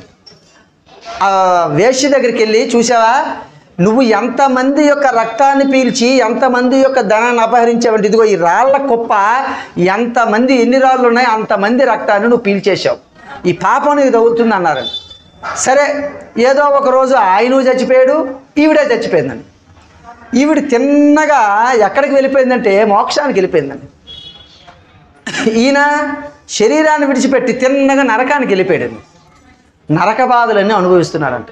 దాహం వేస్తుంటే ఒకరోజు దాహం కోసం దాహం అంటుంటే పైన స్వర్గలోకంలో ఉన్నటువంటి ఈ వేశ్య నీళ్లు విడిచిపెట్టిందంట. ఈ నీళ్ళు తాగుతున్నాడంట. చూసింది, ఇదేంటిది వేశ్య స్వర్గలోకానికి వెళ్ళిపోయింది, నేనేమో నరకానికి వచ్చేసాను అని చెప్పి యమధర్మరాజుని అడిగాడంట. ఏమయ్యా, రోజు నీ నామం చెప్పి తపస్సు చేస్తున్నటువంటి నేను నరకంలో ఉండిపోయాను, అందరికీ శరీరాన్ని నమ్ముకుని అందరి ధనాన్ని అపహరించినటువంటి ఆవిడ మోక్షానికి వెళ్ళిపోయింది, ఏమిటయ్యా ఈ భేదభావన ఎలా చూపించారంటే, నాయనా నీ మనసు ఆవిడ దోషాలు ఎందుకు ఉండిపోయింది. నీ మనసులో ఎప్పుడు ఏముంది, ఆవిడ్ని ఎలా కనిపెడతామా, ఎలా పట్టుకుందామా, ఆవిడ ఇంటిలో నుంచి వచ్చినటువంటి అరుపుల మీద నీ మనసును పెట్టావు. ఆవిడేం చేసింది, మనసులో భగవంతుని పెట్టి ఏ శరీరంతో అయితే పురుషుడు వస్తున్నాడో ఆ పురుషుడిని భగవంతుడిగా తన శరీరాన్ని అర్పితం చేసింది. కాబట్టి మనసుతో ఆవిడ పుణ్యం చేసింది కాబట్టి ఆవిడ మనసు భగవంతుడి దగ్గరికి వచ్చేసింది మోక్షం. మనసుతో నువ్వు పాపం చేసావు కాబట్టి నువ్వు నరకానికి వెళ్ళిపోయావు. మరి శరీరంతో చేసిన కర్మం, శరీరంతో నువ్వు సత్కర్మలు చేశావు, తపస్సు చేశావు, మంచి కర్మలు చేశావు కాబట్టి నీ శరీరం పడిపోతే అదిగో పెద్ద పెద్ద వాళ్ళందరూ కూడా ఒక మహారాజును ఊరేగించినట్టుగా ఊరేగించి నీకు గంధపు చెక్కలతో నీకు అగ్ని సంస్కారం చేశారు. శరీరంతో మంచి చేశావు కాబట్టి శరీరానికి మంచి జరిగింది, మనసుతో పాపం చేశావు కాబట్టి నరకానికి వచ్చేసావు. ఆవిడ శరీరంతో పాపం చేసింది కాబట్టి ఆవిడ శవాన్ని మున్సిపాలిటీ వాళ్ళు తీసుకెళ్ళిపోయి అనాథ శవంగా కాల్చేశారు. మనసుతో పుణ్యాన్ని చేసింది కాబట్టి భగవంతుడి దగ్గరికి వచ్చిందని చెప్పాడండి యమధర్మరాజు. కాబట్టి మనం ఏ రకమైనటువంటి బ్రతకాలో దీన్ని బట్టి మనకు తెలుస్తుందండి. ఎదుటివాడి దోషాలను ఎంచుకుంటూ ఉంటే మన మనసు మన పరమాత్మ దగ్గరికి వెళ్ళదండి. శరీరంతో పుణ్యం చేశాడు కాబట్టి ఆయన భౌతికమైనటువంటి భోగం దొరికింది, మానసికంగా పుణ్యం చేసింది కాబట్టి ఆవిడికి మోక్షం దక్కిందండి. కాబట్టి నువ్వు శరీరంతో ఏ పని చేస్తున్నావు అన్నది ప్రధానం కాదండి, దానికి తగిన భాగం వస్తుంది. నేను ఉపన్యాసాలు చెప్తున్నానండి, మనసులో దుర్మార్గమైన ఆలోచనలు ఉంటే ఈ శరీరానికి సాలువులు దండలు వస్తాయేమో, కానీ మనసు మాత్రం దుర్మార్గపు ఆలోచనలతో ఉంటుంది కాబట్టి నరకప్రాయమైనటువంటి జీవితాన్ని నేను అనుభవిస్తాను. భౌతికంగా శరీరంతో నువ్వు ఏది చేస్తున్నావో మనసుతో అది చేసిన నాడే దాని ఫలితం నీకు వస్తుంది. శాస్త్రం చెప్పిన మాట అండి. ఏమండి, ఇక్కడ నేను ఉపన్యాసం చెప్తున్నాను, అక్కడేమో యజ్ఞం జరుగుతుంది, అక్కడేమో అక్షరాభ్యాసం జరుగుతుంది. 3 శబ్దాలు ఒకేసారి వస్తే ఏ శబ్దమైనా మనం వినగలమా? వినలేము. మరి 5 ఇంద్రియాలని 5 పనులకు వాడుతూ ఉంటే భగవంతుడు నువ్వు ఏ ప్రార్థన వింటాడు? 3 ధ్వనులు ఒక్కసారి వస్తే ఏది నీకు స్పష్టంగా వినపడడం లేదే. చెవి ఒకటి వింటూ, మనసు ఒకటి తలుస్తూ, నోరు ఒకటి చెప్తూ, చేతులతో ఒక పని చేస్తున్నావు అనుకో, ఏది ఏకాగ్రత లేకపోతే దాన్ని కూడా భగవంతుడు వినలేడు. అందుకే మనస్సేకం వచస్సేకం కర్మణ్యేకం అని చెప్పారండి. ఏది మనసులో అంటున్నావో అది నోటితోను, ఏది నోటితో అంటున్నావో అది చేతలతో చేయి. ఈ 3 కానీ ఒక రకం స్థానంలోకి రాకపోతే అది భగవంతుడు కూడా నువ్వు చేసిన దాన్ని వినడు. ఏమండి, కాబట్టి ఈ 3ంటిని ఏకీకృతం చేస్తేనే మనిషి మహాత్ముడిగా ఎదుగుతాడని. అదిగో కృష్ణ పరమాత్మ అవతారం ఆ భక్తిని పెంపొందించడానికి వచ్చినటువంటి అవతారం. అవతారంలో మనకి ఎన్నో లీలలు చేశాడు, అసుర సంహారం చేశాడు, మన మనసును స్వీకరించడానికి ఆయనకు ఉన్నాడని. కాకపోతే స్వామి ఈ మనసు నీది, దీన్ని నువ్వు అదుపు చెయ్యు అంటే చాలు, ఆయనే దానిలో ఉన్నటువంటి మశానాన్ని తీసేసి పరిశుద్ధమైనటువంటి నవనీతంగా చేసుకుని తను పుచ్చుకుంటాడు. అలా మన హృదయాలు మారిపోవాలి. అలా మారాలంటే పదే పదే మంచి విషయాలు వినాలి. కృష్ణుడి గురించి పదే పదే విన్నటువంటి రుక్మిణి చూడకపోయినా కృష్ణ పరమాత్మ మీద అపేక్ష పెట్టుకుని కృష్ణుని ఎలా చేరిపోయిందో మన మనసు కూడా పదే పదే ఆ మాటలు వింటూ భగవంతుని చేరిపోవాలి. అలా వచ్చినటువంటి అవతారం బలరామ కృష్ణ అవతారాలు. ఆ అవతారాలు మనకి భక్తి మార్గాన్ని తీసుకువెళ్ళి వారిని చేరుకునే అవకాశాన్ని, అదృష్టాన్ని మనం అందరం కూడా పుచ్చుకోవాలని మనస్ఫూర్తిగా ప్రార్థన చేస్తూ జై బోలో కృష్ణ పరమాత్మకి, జై బోలో కృష్ణ పరమాత్మకి, జై బోలో కృష్ణ పరమాత్మకి. కలియుగంలో కృష్ణ పరమాత్మ అవతారం పూర్తి అయిపోయిన తర్వాత ఒక విషయం జరిగిందండి. ఏ విషయం జరిగిందంటే సమస్త సప్త ఋషులందరూ కూడా యజ్ఞాన్ని చేస్తున్నారంట. యజ్ఞాన్ని చేస్తుంటే హవిస్సులు ఇస్తున్నారు. అయ్యా, ఈ హవిస్సులు పుచ్చుకోవడానికి ఎవరు అర్హత కలిగి ఉన్నారు కలియుగంలో? కలియుగంలో ఎవరి నామం చెప్తే పాపం పోతుంది, ఎవరి రూపాన్ని చూస్తే దేహంగా ఉన్నటువంటి పాపాలు పోతాయి. అంటే నామం చెప్తే మనసు పాపం పోవాలి, రూపం చూస్తే దేహం యొక్క పాపాన్ని పోవాలి. ఎవరు ఈ బాధలను తీర్చగలిగిన వాడు సమర్థుడు ఈ లోకంలో ఉన్నాడు? ఒక్కసారి మీరు చెప్పండి అంటే ఆ పనిని ఎవరికి అప్పచెప్పారంటే భృగు మహర్షికి అప్పచెప్పారండి. అయ్యా, బ్రహ్మ విష్ణు మహేశ్వరులో కలియుగంలో ఎవరు ఉద్ధరిస్తారు? కలియుగంలో ఎవరు అవతరిస్తారంటే భృగు మహర్షి ముందు బ్రహ్మలోకానికి వెళ్ళాడండి. చూడండి, బ్రహ్మలోకానికి వెళ్ళేసరికి అక్కడ ఎలా ఉన్నాడు? ఒక పద్మంలో బ్రహ్మగారు ఉన్నారు, ఒక పద్మంలో సరస్వతీదేవి ఉంది. ఆవిడ వీణానాదాన్ని వాయిస్తూ ఉంటే ఆదమరిచి తన్మయత్వంతో ఊగుతున్నవాడండి బ్రహ్మగారు. భృగు మహర్షి అనుకున్నాడు, ఒక భార్యకి వశుడైపోయి తిరుగుతున్నాడు ఈయన. ఏమండి, ఆవిడ వీణానాదం వాయిస్తే అంత తన్మయత్వంతో ఊగిపోతుంటే కలియుగంలో ప్రజల యొక్క బాధలు ఈయనే వింటాడు, ఈయనే ఉద్ధరిస్తాడు, కాబట్టి ఈయన వల్ల కాదని చెప్పి వచ్చినా కనిపెట్టలేదని చెప్పి బ్రహ్మగారిని పిలిచి, ఒక గురువు గారిని నేను వచ్చాను, నువ్వు నన్ను గుర్తించలేదు, భార్య వ్యామోహంలో అద్భుతమైనటువంటి శబ్దానికి వశుడైపోయి ఉన్నావు కాబట్టి కలియుగంలో నీకు గుడి పూజ అనేది లేకుండా పోతుందని చెప్పి శాపం విడిచిపెట్టి తిన్నగా కైలాసానికి వెళ్ళిపోయాడు. కైలాసంకి వెళ్ళేసరికి అక్కడ మరీ ఆశ్చర్యం అండి. ఎందుకంటే ఈయన ఇక్కడ ఈ పద్మం మీద ఉన్నాడు, అక్కడ ఒక పద్మం మీద ఉన్నాడు. కైలాసానికి వెళ్ళేసరికి అర్ధనారీశ్వరుడు సగభాగం భార్యకి ఇచ్చేసాడు, సగభాగం భార్య సగభాగం ఆయన ఉన్నాడండి. మరి కనిపెట్టల, ఆవిడ యొక్క వ్యామోహంలో తాండవం చేస్తున్నాడండి. అప్పుడు అనుకున్నాడంట, బ్రహ్మలోకమే సుఖం, ఇద్దరు వేరువేరుగా ఉన్నారు, ఇక్కడ ఈయన భార్యకి సగస్థానం ఇచ్చేశాడు, ఇప్పుడు కలియుగంలో ఈయనే రక్షిస్తాడు అని చెప్పి ఈయనకి శాపం ఇచ్చాడంట. కలియుగంలో నువ్వు అరూపివైపోతావు. అరూప అంటే నీకు రూపం లేకుండా లింగ రూపంలోనే నీకు పూజ అని చెప్పి వైకుంఠం వెళ్ళాడంట. అక్కడికి వెళ్ళేసరికి నారాయణుడు శేషపానుపు మీద పడుకొని అమ్మవారు కాళ్ళు ఒత్తుతూ ఉన్నారంట. ఈయన కూడా భార్యకి వశుడైపోయి తిరుగుతున్నాడు అని చెప్పి అసలు బ్రహ్మ విష్ణు మహేశ్వరులు కలియుగంలో ఉద్ధరించడానికి పనికి రాకుండా పోయారన్న కోపంతో విష్ణువు యొక్క వక్షస్థలం మీద ఒక తన్ను తన్నాడంట. తన్ను తంటే నారాయణుడు గవాలను లేచాడంట. ఏమయ్యా, బ్రహ్మ విష్ణు మహేశ్వరులు ఎవరి లోకాన్ని ఉద్ధరిస్తాడన్న పరీక్ష పెట్టడానికి నేను వస్తే ఒక ఆయనేమో శబ్దానికి వశుడైపోయాడు, ఒక ఆయనేమో అర్ధభాగాన్ని ఇచ్చేశాడు, నువ్వేమో కాళ్ళు ఒత్తించుకొని ఆదమరిచి నిద్రపోతున్నావు, ఇదేనా ధర్మం అని చెప్పి గుండె మీద తన్నాడండి. లక్ష్మీదేవి కోపం చెందిందంట.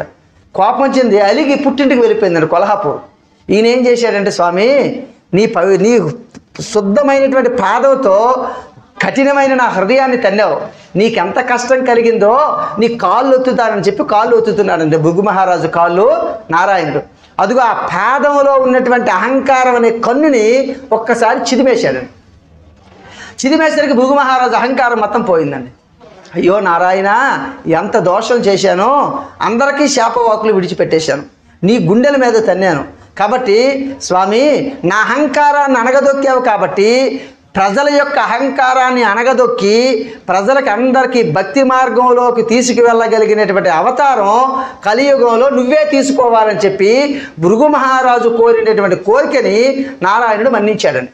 అదిగో లక్ష్మీదేవి వెళ్ళిపోయింది కదా, వెతుక్కుంటూ భూమండలం మీదకి వచ్చాడంట నారాయణుడు. వచ్చి ఎక్కడ దిగాడు? ఇప్పుడు ఏదైతే మనం క్షేత్రం చూస్తున్నామో ఆ వెంకటాద్రి మీద దిగాడు. దిగి లక్ష్మీదేవి కోసం చూస్తున్నాడు. అలా తపస్సు చేస్తున్నాడు. తపస్సు చేస్తే ఒక చింత చెట్టు కింద ఆ శరీరం మీద పొట్టలు పెరిగేసాయి, లోనేమో నారాయణుడు ఉండిపోయాడండి. అప్పుడే చోళ రాజ్యాన్ని పరిపాలిస్తున్నటువంటి ఒక మహారాజు ఉండేవాడు. ఆయనకి గో సంపద ఎక్కువ. ఈ గోవుల్ని కాయడానికి ఒక గోపాలకుడు అంటే ఒక గొల్లవాన్ని పెట్టుకున్నారండి. గొల్లవాన్ని పెట్టుకుంటే రోజు పశువులు తోలుతూ ఉండేవాడు. తిరిగి సాయంత్రం అయ్యేసరికి తీసుకొచ్చేవాడు. ఒక ఆవు ఏం చేసిందంటే, ఈ భగవంతుడు అయినటువంటి నారాయణుడు ఉన్నాడు కదండి ఈ పుట్టలో భూమిలో, అక్కడికి వచ్చి తన యొక్క క్షీరాన్ని మొత్తం కూడా ఆ పుట్టలో వంపేస్తున్నాడు, ఇంటికి వెళ్ళిపోతున్నాడు. కొన్నాళ్ళు జరిగిన తర్వాత ఆ రాణి అందంట, ఏమయ్యా అన్ని గోవులు పాలిస్తున్నాయి, ఈ గోవు మాత్రం పాలు ఇవ్వడం లేదు, నువ్వెక్కడో పితికేసి అమ్మేస్తున్నావు, కాబట్టి నీకు ఈ రోజు కానీ గోవు పాలు ఇవ్వలేదా, నీ పేక తీసేస్తాను అన్నాడట. ఇప్పుడు ఈయన ఏం చేశాడు? కాపుకని వెళ్ళిన వాడు ఈ ఆవు ఏం చేస్తుందన్న చెప్పి కాపు కాశాడు. ఇది తిన్నగా వెళ్ళి అదిగో నారాయణుడు ఏ పుట్ట కింద అయితే ఉన్నాడో అక్కడ క్షీరాన్ని వంపడం మొదలుపెట్టిందని. అమ్మ ఇదే నీ పని అని చెప్పి గోవును కొడదామని చెప్పి తన చేతిలో ఉన్నటువంటి ఒక గొడ్డలని, అంటే పశువులు కాయడానికి ఏవైనా ముళ్ళ కంపలు గట్టు ఉంటే శుభ్రం చేయడానికి గొడ్డలు పట్టుకునేవాడు. వెంటనే గొడ్డలు విసిరాడంటనే. దేని మీదకి? గోవు మీదకి విసిరాడండి. లోన ఉన్నటువంటి నారాయణుడు గోవు తనకి క్షీరాన్ని ఇస్తున్నటువంటి గోవుకి ఇబ్బంది కలగకూడదని చెప్పి పైకి వచ్చాడంట. అది తిన్నగా వచ్చి నారాయణుడి యొక్క తలకు తగిలేసిందండి. తగిలేసరికి ఒక పెద్ద గాయం అయిపోయింది. కుటారేణ తితీక్షిణీన తాడితో వెంకటేశ్వర సప్తతాళ ప్రమాణేన రక్త స్ఫూర్తి నభూస్తర. 7 తాటి చెట్లంత ఎత్తుతో రక్తం ప్రవహించడం మొదలుపెట్టింది. వెంటనే అనుకున్నాడంట, శంకుచక్ర గదా పద్మాలతో చూశాడు. స్వామి, నేను నీకు ఇంత అపచారం చేశాను, నా పాపాన్ని మన్నించు, నన్ను కరుణించు అని చెప్పి ప్రార్థన చేశాడంట. అప్పుడు చెప్పాడు, నాయనా ఈ భూమండలంలో నేను కలియుగాన్ని ఉద్ధరించడానికి వెంకటేశ్వర స్వామిగా అవతరిస్తాను. ఇదిగో మొట్టమొదటి నువ్వు చూశావు కాబట్టి ఇక నుంచి నేను కలియుగంలో వెంకటాచలంలో ఉన్నంత వరకు మొట్టమొదటి దర్శనం దీపపు వెలుగులో మీ గొల్ల జాతికే మొదటి దర్శనం నేను ఇస్తానని చెప్పి వరాన్ని ఇచ్చాడండి నారాయణుడు. అందుకే ఇప్పటికీ వెంకటేశ్వర స్వామి అవతారంలో పురోహితులు తలుపు తీసి సుప్రభాతం చదువుతూ ఉంటే దీపపు కాగడాలో వెలుగులో చూసింది సన్నిధి గొల్ల అంటారండి. వాళ్ళకే ముందు దర్శనం. అయితే భగవంతుని చూశాడు, శరీరాన్ని విడిచిపెట్టేశాడు. ఈ లోపుగా ఆ రాజు వచ్చాడండి. రాజు వచ్చేసరికి రక్తశక్తంలో ఉన్నటువంటి ఈ పరిస్థితిని అంతా చూశాడు. రాజుకు శాపవాక్కు విడిచిపెట్టాడు. ఏమయ్యా, భార్యను అదుపులో పెట్టుకోలేకపోయావు. ఏమంటే ఒక ఆవు పాలివ్వనంత మాత్రం చేత ఈయన తల తీసేస్తానంది నీ భార్య. ఆ భయంతో నా మీద గొడ్డలు విసిరేశాడు ఈయన. కాబట్టి ఒక దోషం, ఒక ఇంటిలో పిల్లాడు తప్పు చేస్తే దోషం తండ్రికి వస్తుంది, ఒక ఇంటిలో పిల్ల తప్పు చేస్తే దోషం తల్లికి వస్తుంది. కాబట్టి ఒక రాజ్యంలో ప్రజలు తప్పు చేస్తే దోషం రాజుకు వస్తుంది. కాబట్టి నువ్వు ప్రేత జన్మల్లోకి వెళ్ళిపోతావని శాపవాక్కు విడిచిపెట్టారు. స్వామి, మరి నాకు ఏదైనా నివృత్తి కలిగించండి అంటే, అదిగో నేను అవతరించిన కాలంలో సుదీపుడనే ఒక మహారాజుగా పుడతావు, నీకు 2 బిడ్డలు కలుగుతారు. వాళ్ళే ఆకాశరాజు, రెండో సంతానం ఎవరండి? తొండమాన్ చక్రవర్తి. ఆకాశరాజు తొండమానులుగా పుడతారు. వాళ్ళు పుట్టి ఆకాశరాజు తన కూతురిని నాకిచ్చి పెళ్లి చేస్తారు. తరువాత తొండమాన్ చక్రవర్తి నాకు ఒక ఆలయాన్ని కడతాడు, ఈ పుణ్యం వల్ల నీకు మోక్షం వచ్చేస్తుందని చెప్పి వరాన్ని ఇచ్చేశాడండి. అదిగా వాళ్ళే ఆకాశరాజు తొండమాన్ చక్రవర్తిగా పుట్టారండి. స్వామికి పద్మావతినిచ్చి వివాహం చేశారండి. చూడండి, కుబేరుడి దగ్గర అప్పు తెచ్చుకున్నాడండి. ఇందులో ఒక పరమరహస్యాన్ని చూడండి. కుబేరుడి దగ్గర ఎవరు తెచ్చారు అప్పు? నారాయణుడు తెచ్చుకున్నాడండి. కుబేరుడు డబ్బు ఎక్కడి నుంచి తెస్తాడు? పరమేశ్వరుడి దగ్గర నుంచి తెస్తాడండి. అంటే రోజు కుబేరుడి పని ఒకటే, సాయంత్రం అయ్యేపాటికి నారాయణుడి దగ్గరికి వెళ్ళడం, వడ్డీ కట్టవయ్యా అని చెప్పి, మళ్ళీ పరమేశ్వరుడి దగ్గరికి వెళ్ళడం అప్పు పుచ్చుకోవడానికి. అంటే ఇచ్చినవాడు పరమేశ్వరుడు అండి. మరి ఆయన దగ్గర ఏముందండి? బూడిద ఉందండి. అయ్యా, కుబేరుడికి అప్పు ఇచ్చినంత స్థాయిలో నువ్వుండి నువ్వెందుకు బూడిద కట్టుకున్నావంటే అప్పుడు చెప్పాడండి, ఈ లోకంలో ఎంత సంపద ఉన్నా చిట్ట చివరికి అది బూడిదే కాబట్టి నేను బూడిదనే ఉంచుకుంటానన్నాడు. ఈ లోకంలో ఎవరు ఏ సంపద చేసుకున్నా అది ఇక్కడే విడిచిపెట్టి వెళ్ళిపోవాలి. తెలియక అహంకారంతో తిరుగుతూ ఉంటాడు కాబట్టి నేను బూడిదని పూసుకుంటానయ్యా, నన్ను చూసైనా సరే తెలుసుకుంటారు. అయితే సరే, వివాహం జరిగింది. ఆనంద నిలయాన్ని తొండమాన్ చక్రవర్తి కట్టాడు. అయితే వెంకటేశ్వర స్వామి శిలారూపంలోకి ఎలా వచ్చాడు? ఏమండి, వెంకటేశ్వర స్వామి తిరుగుతున్నాడండి. వరాహస్వామి ఎదురొచ్చాడు. ఎదురొస్తే అప్పుడు చెప్పాడు, స్వామి నీ క్షేత్రాన్ని నాకివ్వు అంటే అప్పుడు ఆ వరాహస్వామి ఆ క్షేత్రాన్ని ఇచ్చేశాడని. అందుకే ముందు ఒక వరాన్ని ఇచ్చాడు. నా దర్శనానికి ఎవరైనా రావాలంటే ముందు వరాహస్వామి యొక్క దర్శనాన్ని చేసుకోవాలి. చేసుకున్న తరువాతే స్వామి దర్శనం. ఒకవేళ అలా కాకుండా నా దగ్గరికి వస్తే వాడు నా దర్శనం చేసుకున్నాడన్న ఖాతా పుణ్యం వాడి ఖాతాలో వేయనని చెప్పేశాడు. ఎందుకంటే కొండను నువ్వు నాకు ఇచ్చావు కాబట్టి ఈ కొండ నీది కాబట్టి ముందు దర్శనం నీదే. కాబట్టి పుష్కరిణి పక్కనే మనం ఏదైతే స్నానం చేస్తున్నామో ఆ పుష్కరిణి పక్కనే వరాహస్వామి దేవాలయం ఉంటుందండి. అక్కడ దర్శనం చేసి స్వామి దర్శనానికి వెళ్ళాలి. అది నియమం అండి, దాన్ని ఉల్లంఘించడానికి అవకాశం లేదండి. అయితే స్వామి అలా తిరుగుతున్నారు. ఒకానొక సందర్భంలో కూర్ముడు అనే ఒక బ్రాహ్మణుడు ఉన్నాడండి. ఇప్పుడు తొండమాన్ చక్రవర్తి రాజ్యాన్ని చేస్తూ వెంకటేశ్వర స్వామి కొండ మీద తిరుగుతున్నటువంటి రోజుల్లో ఆ బ్రాహ్మణుడు ఏం చేశాడంటే కాశీ క్షేత్రానికి తన తండ్రి యొక్క శ్రాద్ధ కర్మలు చేయడానికి బయలుదేరాడు. చాలా కాలం పడుతుంది. ఏం చేయాలి? భార్య నిండు చోళాలతో ఉందండి, కొడుకు ఒకడు ఉన్నాడండి. ఇప్పుడు ఈయన్ని పోషించే భారం రాజుదే కాబట్టి తొండమాన్ చక్రవర్తి దగ్గరికి వచ్చాడు. అయ్యా, నేను బ్రాహ్మణుని, నేను కాశీకి వెళుతున్నాను నా తండ్రి యొక్క పితృకర్మలు చేయడానికి. ఇదిగో నా గర్భంతో ఉన్నటువంటి నా భార్యని, నా బిడ్డని కొన్నాళ్ళు నువ్వు రక్షించు అని అడిగి. అదేం పనయ్యా, నువ్వు చక్కగా అప్పచెప్పి వెళ్ళు, నేను రక్షిస్తానని చెప్పాడు. ఈయన ఏం చేశాడంటే ఒక 6 నెలలకు సరిపడినటువంటి సంభారాలన్నీ ఒక గదిలో పెట్టి ఆ గదికి కాపుగా ఒక సైనికుడు నుంచాడండి. వీళ్ళకి సరుకులు అయిపోతే నువ్వు ఖచ్చితంగా వీళ్ళకి సరుకులు అందించు, ఆ బ్రాహ్మణుడు కూర్ముడు వచ్చినంత వరకు వాళ్ళని జాగ్రత్తగా కాపాడన్నాడు. ఈ సైనికుడు ఏం చేశాడంటే రోజు అస్తమానం తలుపు తీయడం వేయడం చాలా కష్టమైపోతుంది, సామాన్లు అయిపోతే ఆవిడే కేకేస్తుంది అని చెప్పి తలుపు గడయి పెట్టి బయటకు వచ్చేసాడు. వచ్చిన సంగతి ఈయన మర్చిపోయాడు, అడగడం తొండమాన్ చక్రవర్తి మర్చిపోయాడండి. చాలా కాలం అయిపోయాయి, పదార్థాలన్నీ అయిపోయాయి. ఈలోపు ఈవిడిగా ప్రసవించేసింది, ఒక సంతానాన్ని కనేసింది. ఆహారం లేక పాలివ్వక బిడ్డ ఏడుస్తూ బిడ్డ చచ్చిపోయింది. బిడ్డకి పాలివ్వలేదన్న బాధతో తాను చచ్చిపోయిందండి. తల్లి చిన్నపిల్లలు చచ్చిపోతే ఎదుగొచ్చిన కొడుకు కూడా అక్కడే చచ్చిపోయాడండి. ముగ్గురు కూడా అక్కడే చచ్చిపోయి ఉన్నారు. ఎప్పుడో ఒక 8 నెలల తర్వాత ఈ కూర్ముడు వచ్చాడండి. ఎక్కడికి వచ్చాడు? తొండమాన్ చక్రవర్తి దగ్గరికి వచ్చాడు. అయ్యా, మా నాన్నగారి కార్యక్రమాలన్నీ పూర్ణం చేసేసాను, ఇప్పుడు నా భార్య పిల్లలు ఎలా ఉన్నారో ఒక్కసారి చూడాలనుకుంటున్నాను అన్న. ఈయనకి అప్పుడు జ్ఞాపకం వచ్చిందండి. సైనికుడికి అప్పచెప్పాను, ఎలా ఉన్నారో ఏంటని చెప్పి తెలుసుకోవడానికి. అయ్యా, వెంకటేశ్వర స్వామి దర్శనానికి నా భార్యతో పాటుగా నీ భార్య కూడా వెళ్ళింది, ఒక అర్ధగంట ఆగితే వాళ్ళు వస్తే నీ భార్య నీకు అప్పచెప్పేస్తాను అన్నాడు. ఈ లోపుగా విశ్రాంతి తీసుకోమన్నాడు. వెంటనే ఆ సైనికుని పిలిచాడు. ఏరా, ఆ బ్రాహ్మణుడు భార్య పిల్లలను తీసుకురా అన్నాడు. చూసేసరికి ముగ్గురు శరీరాన్ని విడిచిపెట్టి ఎముకలు పోయి అస్థి పంజరాలు ఉన్నాయండి, చర్మం కూడా లేదు. ఇది చెప్పేశాడండి.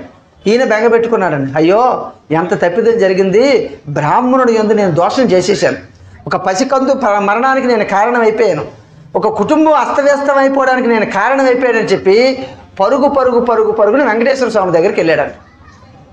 ఏమయ్యా, ఎందుకు అంత ఆదమర్చి వస్తున్నావు, ఎందుకు అంత అలసటతో వస్తున్నావు అంటే, ఏం లేదండి, నాకు పలానా బ్రాహ్మణుడు భార్యను అప్పచెప్పాడు, ఆ సంతానాన్ని ఆవిడ కనేసింది, కానీ నేను చేసినటువంటి పొరపాటు వల్ల వాళ్ళ కుటుంబం మొత్తం శరీరాన్ని విడిచిపెట్టేశారు. ఇప్పుడు ఆ బ్రాహ్మణుడు అడుగుతున్నాడు, ఏం చేయడమో తెలియడం లేదు నాకు అన్నాడు. అప్పుడు వెంకటేశ్వర స్వామి అన్నాడండి, ఒరే, నీతో అనుబంధం ఉండబట్టి కదా మీరు ఏ తప్పు చేసినా నా దగ్గరకు వచ్చి చెప్పేస్తున్నారు. నువ్వు ఆలయాన్ని కట్టావు, నీ అన్నేమో నా కూతుర్ని ఇచ్చాడు, వాడి కూతుర్ని నాకు ఇచ్చాడు. ఈ అనుబంధం ఉండడం వలన మీరు ఎన్ని దోషాలైనా చేసేస్తున్నారు. ఎందుకు? నేను వింటానని. ఇక్కడ నుంచి నేను ఇంకా ప్రత్యక్ష శరీరంతో తిరగను, నేను శిలారూపంలోకి మారిపోతున్నాను. మారిపోయి ఈ కలియుగం ఉన్నంత వరకు కూడా ప్రజల యొక్క అంటే పాపం అంటే కట అంటే తీర్చేదండి. వెంకటాచలాధీశ్వరుడుగా ఆనంద నిలయంలో నేను శిలారూపంలో ఉంటాను. అందుకే వెంకటేశ్వర స్వామి యొక్క ఆలయంలో ఉన్నటువంటి శిల ఎవరు చేసింది కాదండి. బ్రహ్మాండ పురాణంలో చెప్తారు, నకృతం దైవ సంగైచ్చ నకృతం విశ్వకర్మణ స్వేచ్ఛాయాత్ క్రీడతే తత్ర ఇచ్చారూపం విరాజిత. దేవతలు చెక్కింది కాదు, విశ్వకర్మ చెక్కింది కాదు, తనకు తానుగా ఇష్టపడి చెక్కుకున్నటువంటి రూపమే మనం ఈరోజు దర్శిస్తున్నటువంటి వెంకటేశ్వర స్వామి రూపం అని. మనం ఏదైతే రూపాన్ని చూస్తున్నామో ఆ రూపం నారాయణుడు తనకు తానుగా ఎత్తుకున్నాడండి. నకృతం విశ్వకర్మణ నకృతం దైవ సంగచ్చ నకృతం విశ్వకర్మణ స్వేచ్ఛాయాత్ క్రీడతే తత్ర ఇచ్చా రూపం విరాజిత. నారాయణుడు ఎన్నుకొని వచ్చినటువంటి రూపం వెంకటేశ్వర స్వామి అండి. అదిగోండి, ఆ బ్రాహ్మణుడు యొక్క అస్థిపంజరాన్ని తెమ్మన్నాడు. ఏదైతే మనం ఈరోజు ఆకాశగంగ అంటున్నామో ఆ ఆకాశ గంగలో పాండవ తీర్థం ఉందండి సమీపంలో. ఆ పాండవ తీర్థంలో అస్థిపంజరాలు పెట్టుకొని ఉంచమన్నాడు. అస్థిపంజరాలు ఉంటే వాళ్ళు మళ్ళీ సశరీరదారులు అయిపోయారు, ఆ బ్రాహ్మణుడికి అప్పచెప్పేశాడండి. ఇటువంటి పనులు నేను ఎప్పుడూ చేయను కాబట్టి, పాపాన్ని దృష్టితో తీస్తాను కాబట్టి శిలామూర్తిగా మారిపోతున్నానని చెప్పి సాక్షాత్తుగా నారాయణుడు కలియుగంలో వెంకటాచలంలో శిలారూపంగా మారిపోయాడు. మొట్టమొదటి దర్శనం చూసినటువంటి సన్నిధి గొల్లకే. మొట్టమొదటి భోజనం ఒక భీముడనే ఒక పరమ భాగవతోత్తముడు పెట్టినటువంటి కొండ పెంకులో పెరుగు అన్నమే. ఎందుకంటే భీముడు చెప్పాను కదా, భీముడు భక్తితో భగవంతుడికి మట్టి ముద్దలు సమర్పిస్తే భగవంతుడు స్వీకరించాడండి. కాబట్టి ఆవిడ పెట్టినటువంటి ప్రసాదం ఆ కొండ పెంకులో అన్నమే ఈ రోజుకి నారాయణుడు కలియుగంలో స్వీకరిస్తున్నాడండి. ఆయన అభయాన్ని ఇచ్చాడు. నేను నిలబడి ఎందుకు చూస్తున్నానంటే సమస్త లోకాలు సంసారాన్ని ఈదలేక అల్లాడిపోయి నా దగ్గరకు వచ్చినటువంటి భక్తుల్లో పరమ భక్తుడు అయినటువంటి వాడు చెయ్యిని అందుకోవడానికే నేను నిలబడి ఉంటాను కలియుగంలో అన్నాడని. నేను చెయ్యిని అందుకుంటాను. అయితే ఎప్పుడు నీలో ఆ భక్తి ఉంటే, అటువంటి భక్తి కలిగిన వాళ్ళ యొక్క బాధలు తీర్చడానికే కలియుగ యుగం ప్రారంభం నుంచి ఇప్పటి వరకు దశావతారాల్లో వచ్చాను. ఈ దశావతారాల యొక్క వైభవాన్ని మేము విన్నామయ్యా అంటే కాదండి, మేము ఆచరణలోకి తెచ్చుకుంటామంటేనే ఫలితం. ఏమండి, మనం ఎంత గొప్ప వాళ్ళమైనా వీధిలోకి వస్తే కుక్క మన మీదకి వచ్చి కరవబోయింది. ఏమే కుక్క, మా ఇంట్లో పెద్ద కర్ర ఉందని చెప్తే ఆగుతుందా? కుక్క అప్పుడు ఆగదండి. నీ ఇంట్లో ఉన్న కర్ర నీ చేతిలో ఉంటే కుక్క నిన్ను కరవకుండా దూరంగా పారిపోతుందండి. అలాగే నేను అన్నీ విన్నానంటే కుదరదండి. విన్నటి దాన్ని ఆచరణలో పెట్టుకుంటే ఆ ధర్మం నిన్ను ఖచ్చితంగా రక్షించి నీ వంశాన్ని, నీ యొక్క జీవితాన్ని అంతా కూడా ఉద్ధరిస్తుంది. కాబట్టి ఈ దశావతార వైభవంలో మనకి ఇక్కడ పట్టాభిరామయ్య గారి యొక్క దివ్యమైనటువంటి కృపతో మన సాయిరాం గారు నాకు ఒక సందర్భంలో ఫోన్ చేశారు. మా గురువు గారు అయినటువంటి శ్రీనివాస రామానుజ దాసు గారి యొక్క ప్రేరణతో మన రెడ్డి గారు నాకు ఫోన్ చేసి, అయ్యా దశావతార వైభవాన్ని నువ్వు చెప్పగలవా అంటే, ఈశ్వర కృప ఉన్నంత వరకు, నారాయణుడి యొక్క అనుగ్రహం ఉన్నంత వరకు నాకు తెలిసింది నేను చెప్తాను. ఎందుకంటే నా చేతిలో ఈ మైక్ ఎలాగైతే ఒక సాధనమో, భగవంతుడి చేతిలో నేను ఒక మైక్ని. నేను చెప్పింది ఈ మైకు మీకు వినిపింపజేస్తుంది. వెనక ఉండి నారాయణుడు చెప్పినటువంటి మాటని ఈ వాక్కు ద్వారా నీకు వినిపింపజేస్తున్నాను తప్ప ఇందులో నా పాండిత్యం ఏమాత్రం కూడా లేదు. వచ్చినటువంటి మంచి విషయాలన్నీ కూడా ఆ అమ్మవారి యొక్క నారాయణుడి యొక్క కృపతో వచ్చినవి. మరి ఈ కార్యక్రమాన్ని ఏర్పాటు చేసినటువంటి కమిటీ వాళ్ళకి, రెడ్డి గారికి, భార్గవ్కి, కిషోర్ గారికి అందరికీ పేరు పేరున ధన్యవాదాలు తెలుపుకుంటూ, విన్నటువంటి వచ్చినటువంటి భక్తులందరికీ కూడా ఆ దశావతారాల్లో ఉన్నటువంటి పరంధాముడి యొక్క దివ్యమైనటువంటి కృపతో భక్తి జ్ఞాన వైరాగ్యాలు కలగాలని, అమ్మవారి యొక్క కృప మీ అందరి జీవితాల్లో వర్షించాలని, మీరందరికీ కూడా ఇదే చుట్ట జన్మ అవ్వాలని చెప్పి, మీ వంశాల ఆచంద్రార్కం వృద్ధిలోకి రావాలని చెప్పి మనస్ఫూర్తిగా ప్రార్థన చేస్తూ, నాకున్నటువంటి శక్తితో మిమ్మల్ని ఆశీర్వదిస్తూ, జై శ్రీరామ్, జై శ్రీరామ్, జై శ్రీరామ్. స్వస్తి ప్రజాభ్యాం పరిపాలయంతం న్యాయేన మార్గేణ మహిం మహిషా గో బ్రాహ్మణేభ్యం శుభమస్తు నిత్యం. లోకా సమస్తా సుఖినో భవంతు, సర్వే జనా సుఖినో భవంతు, సమస్త సన్మంగళాని భవంతు. హరి ఓం తత్సత్. చక్కనైన అవకాశాన్ని కల్పించారు. అంటే దశావతారాలు చెప్పడం అంటే 7 రోజుల్లో చెప్పడం అంటే అది నా వల్ల అవుతుందా? నా వల్ల కాదు. కానీ దాన్ని కుదించి మీకు ఏది సూక్ష్మంలో అందుతుందో దాన్ని మీకు తెచ్చిపెట్టారు. అవకాశం ఉంటే, మీ అందరి యొక్క అనుగ్రహం ఉంటే, మళ్ళీ ఇంకొక సందర్భాల్లో ఒక్కొక్క అవతారం కోసం, భక్తి మార్గాల కోసం ఒక వారం రోజులు విస్తారంగా ఒక్కొక్క అవతారం కోసం చెప్పుకుంటే అందులో ఉన్నటువంటి పరిపూర్ణమైనటువంటి సారాన్ని చెప్పే అవకాశం నాకు, వినే అవకాశం మీకు ఉంటుందని చెప్పి కమిటీ వారిని మరీ ఇటువంటి అవకాశాన్ని కల్పించాలని మనస్ఫూర్తిగా ప్రార్థన చేస్తూ, జై శ్రీరామ్.